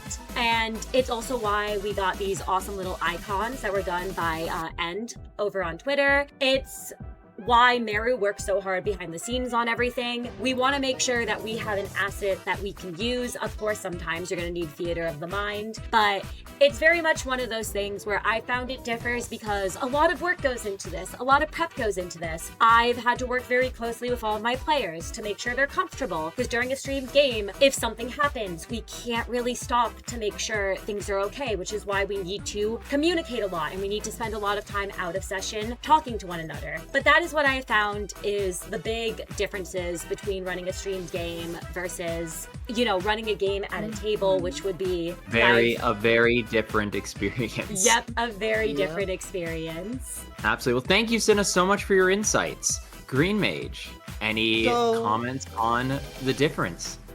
There is one very big difference, and that is how people act in front of a camera are very different when there isn't a camera there. And by that I mean they become 10 times more unhinged when there isn't a camera involved. It matters if you're recording or streaming. Hell, how do I put this right? I played with the same people twice. One time I recorded, one time I didn't. They acted completely different both times. During the recorded segment, they were acting a lot less unhinged, doing things that make more sense, that actually correlate with the character. When there isn't a camera there, let's put it this way. One person tried to throw another one inside the mouth of a beast so they can kill it from the inside. You get a lot dumber, crazier players when they don't have a camera up. And usually that's actually more fun, because they have less restrictions, they have less worries. They don't have to worry about making it entertaining, they have to keep themselves entertained, you know? Either way, that's just my 2 cents on the dealio. Hey, player behavior is a huge thing, and yeah, some people, you know, even the best performers in the world get a little camera shy. It can be, while we have a wonderful audience here today and most days, it can be tough because it's always a little frightening to be judged by an audience of people. I appreciate your insight. Jakka, why don't you let us know what you feel the biggest difference is? Yeah, I think one of the things I noticed was, you know, I run personally off camera a group that has, you know, very much an appreciation for both the narrative and combat sides of TTRPGs. They really like to engage in both, and I've had both a lot of dramatic roleplay moments and very interesting combats that I've run both as a player and a GM with them.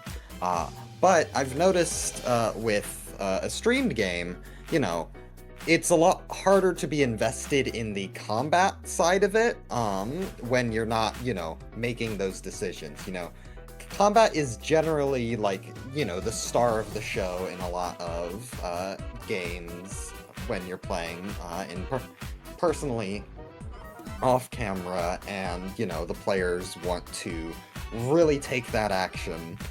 But when you're a viewer, it's a lot less exciting because you're not seeing your favorite characters, you know, talking. It's all, you know, people out of character strategizing about, you know, numbers and mechanics that you might not even be all that involved in. So I very much need to figure out the best way, especially for Stars of the City, which really relies on the tension of the mechanics during combat.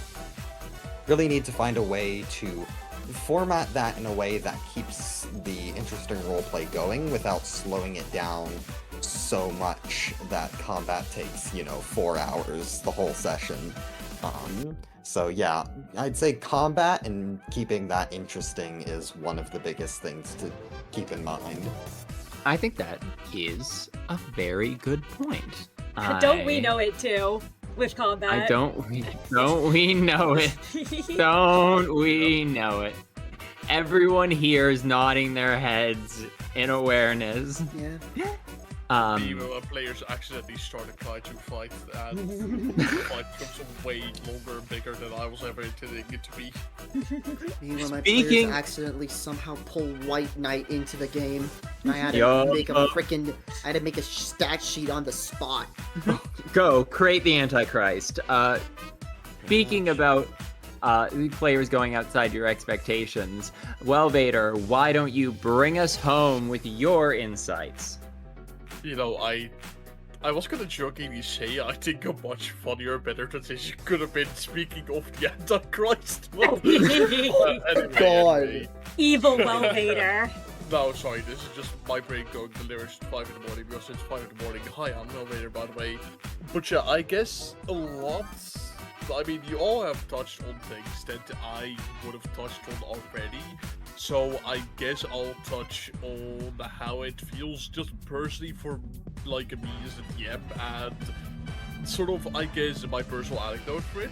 Because like, yeah, I agree with running a streamed game is a lot different from a table game of like, oh, you have to prepare for the audience a lot, and you have to keep them in mind constantly, and, you know, sometimes people act differently from the cameras, and also act differently when there's not. I guess the original angle I can provide here is that I will say as a DM it is very stressful to constantly keep in mind that I have a bar of quality set for myself that I need to adhere to constantly, and if I don't meet that bar of quality, I will be flayed alive with pain and misery.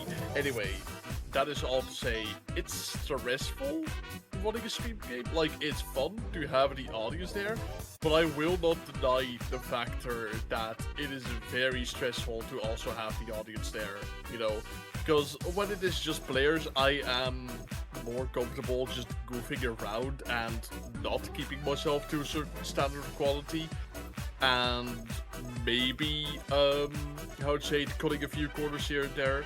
But when it's a streamed game, I can't afford to cut corners. I need to go full throttle all the time, and admittedly that does put a lot of pressure on me as a DM.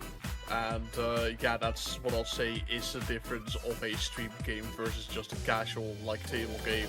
Of course, agreeing with what everyone else has brought up before, so yeah. And with that, I think we've reached the end of our scheduled questions here at last. I guess, yes, as we reach to the end, and I say as the host, thank you all for your time. I will give each of you one more round on the floor to shill, to speak, to proclaim your fatigue to the world, to thank your wonderful host prior year and crown him the king of the TTRPG sphere and swear undying fealty. Whatever you want to do. Personally. So true, but I don't agree with your opinions on the Stagger. That is understandable. You know, we have to accept that sometimes our friends are wrong about things, and that's okay. Okay. You know, sometimes you also have to accept that, like, sometimes you have to kill people over the internet for their opinions. Sometimes people have an opinion, and we must, as a society, collectively say that's enough of that. And we must simply say that's actually not okay. We are unfortunately, as a community, going to beat you to death with hammers, and that will be my eventual fate one day. But as long as this session is still going on, I am safe. Unfortunately, it's coming to a swift and soon conclusion. So, Green Mage, if you have any final comments, now is the time to speak. Please subscribe to Jakka, Welv, and follow Cinna on Twitch. Also, please subscribe to GreenMageMas at freaking I don't remember my ad on YouTube. 14. Either way, I am at 900. Please, I want to be at 1,000 subs. Get him to 1,000, everyone! Go, go, go! Yay. Anyway, Go. Yeah. Sorry, I'm not good at shilling. Anyway, take the stage, Cinna. Absolutely. Hello, everyone. I guess to end, because we're saying goodbye to everyone here. Thank you all so much for coming on out. I really appreciate it. Thank you to Green Mage, Jakka, and Welv for agreeing to be on this stream, for showing up. And Prior, thank you to you for being willing to be the host for this and to be subjected to the horrors that will be happening to you very, very soon. Yay. And yeah, I guess the final thing I just have to say is thank you all who have supported the Fifth Trumpet. I am very excited for our upcoming session before we take our hiatus. So please come out, please come support us. And the last thing I will say too is I will be turning this stream here into a VOD. And that's all. Happy Pride. Go donate to charity. Jakka, you're next. Woo! Okay. As you know, Stars of the City and its respective Discord are all available on my channel. We are building up towards 1.0 release, but what has also released recently is the Magic the Gathering set I've been making with Marshall Kylan. It is now playable, and we just played it on my channel in a Commander game that lasted 3 hours and didn't technically end. So, a little rebalancing might be in need there, but it was still very fun regardless, and I would love to hear any feedback people have. I would love to see people playing games, and in the Stars of the City Discord, there is a section specifically dedicated to Magic the Gathering, as long as you grab the right role.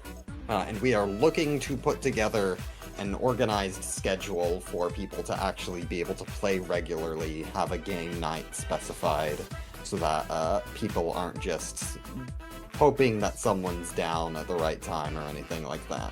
So, hopefully we'll get that set up soon, but in the meantime, the cards are available and you can play with your friends or find people online on the server. I have to get these two nerds, Prior and Cinna, to play at some point.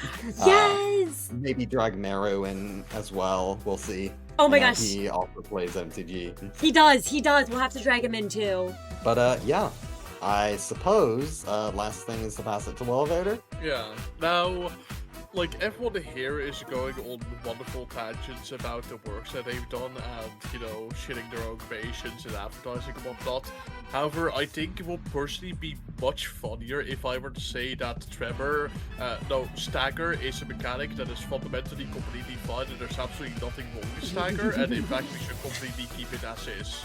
I am the number one Stagger defender apparently since this very stream, and I will be willing to die on this hill even if I get crucified or apparently put to the wheel, according to Cinna's chat, so yeah. Your point, send them to the incinerator. That could Ooh. be more fun. Ooh, that's a good idea. We'll do all of them. We'll make multiple Welvaders. Yes. We already have a ton of them, don't we? Wait, you're cloning me? No, because Yes. evil Welvader, isn't there like the Welvader lings? Isn't there like 7 of them? You know what? Okay, if I will Throw a shout Welvader out in the lake. Shout out to my 20 Mirror World alternative cells. For some reason, it's a bit on my channel that there are like 20 different fucking Welvaders out there. I've seen Earl King Welvader before. I've seen fucking Furioso Welvader before. I've seen really fucked up and evil enemy Pectoral Welvader. I've seen super evil Welvader. I've seen really nice and kind Welvader. But anyway, serious. To bring it back around to being serious. I guess, yeah, I don't really have any concrete final thoughts other than, I guess, check out 13th Association. So yeah, those are my words. Yes! Come join us for 13 Association. Oh yeah, also, I don't mean to completely sidetrack the entire conversation, but there's one particular comment that stood out to me. What do you mean there's already a Welvader GIF? What? Wait! Wait! So the We the need to Meru see on the this wheel. now. I was going to send later to explain the Meru on the wheel GIF, but it looks like the Welv on the wheel GIF has already. Wait, let me see if I can Okay, let's see if I can pull this up real quick to end the stream. Let's see if I can pull up Sorry, Welvader. I thought it would be really funny to point out this one specific comment in particular. It's on the stream, and I will also send it in the voice chat for all of you to Where see. is it? I am in Cinna's server. I can Oh see my it. god, it's so goofy. I Yes. love this. Thank you to Haunted Life. Silly. We can add Welvader and Meru have Oh, both now been placed on the wheel. Who will be Yeah, next? I guess I will have a knife stroke at me or whatnot. Yeah, sure, man. Okay. Genuinely though, this was wonderful stream, everybody. Yes. Yes. Oh, does our Yeah, host have wonderful. any final? Sorry, I didn't mean to cut you off there, Welv. If you were about to say something. Okay. No. Go ahead, Welv. No, go ahead. No, I will take the anchor. You take the next. Okay, yeah, I was just gonna say it's been a fun stream. I will unfortunately be sent to the torture dungeons afterwards, it seems so. But yeah. Absolutely. Well, thank you all for showing up. Thank you to each and every one of them. A round of applause for Welv, Jakka, Green, and Cinna. And remember, every April 1st, you can find me starting my WWE 2K 2026 career. No other day of the year. I stream on April 1st. It's no laughing matter. For the rest of the time, you can find me here on Cinna's channel. I'm so happy to be a part of this community. Thank you to everyone who shows up for every session. Please check out all the projects of our wonderful friends here of the server. Thank you to everyone who is making TTRPG content. I can't wait to see more projects flower and grow and get big. A rising tide lifts all ships. And for all my friends here, thank you. For all the friends in the audience, have a lovely day, night, evening. And on that, I shall say, ooh, round and round we go, holding.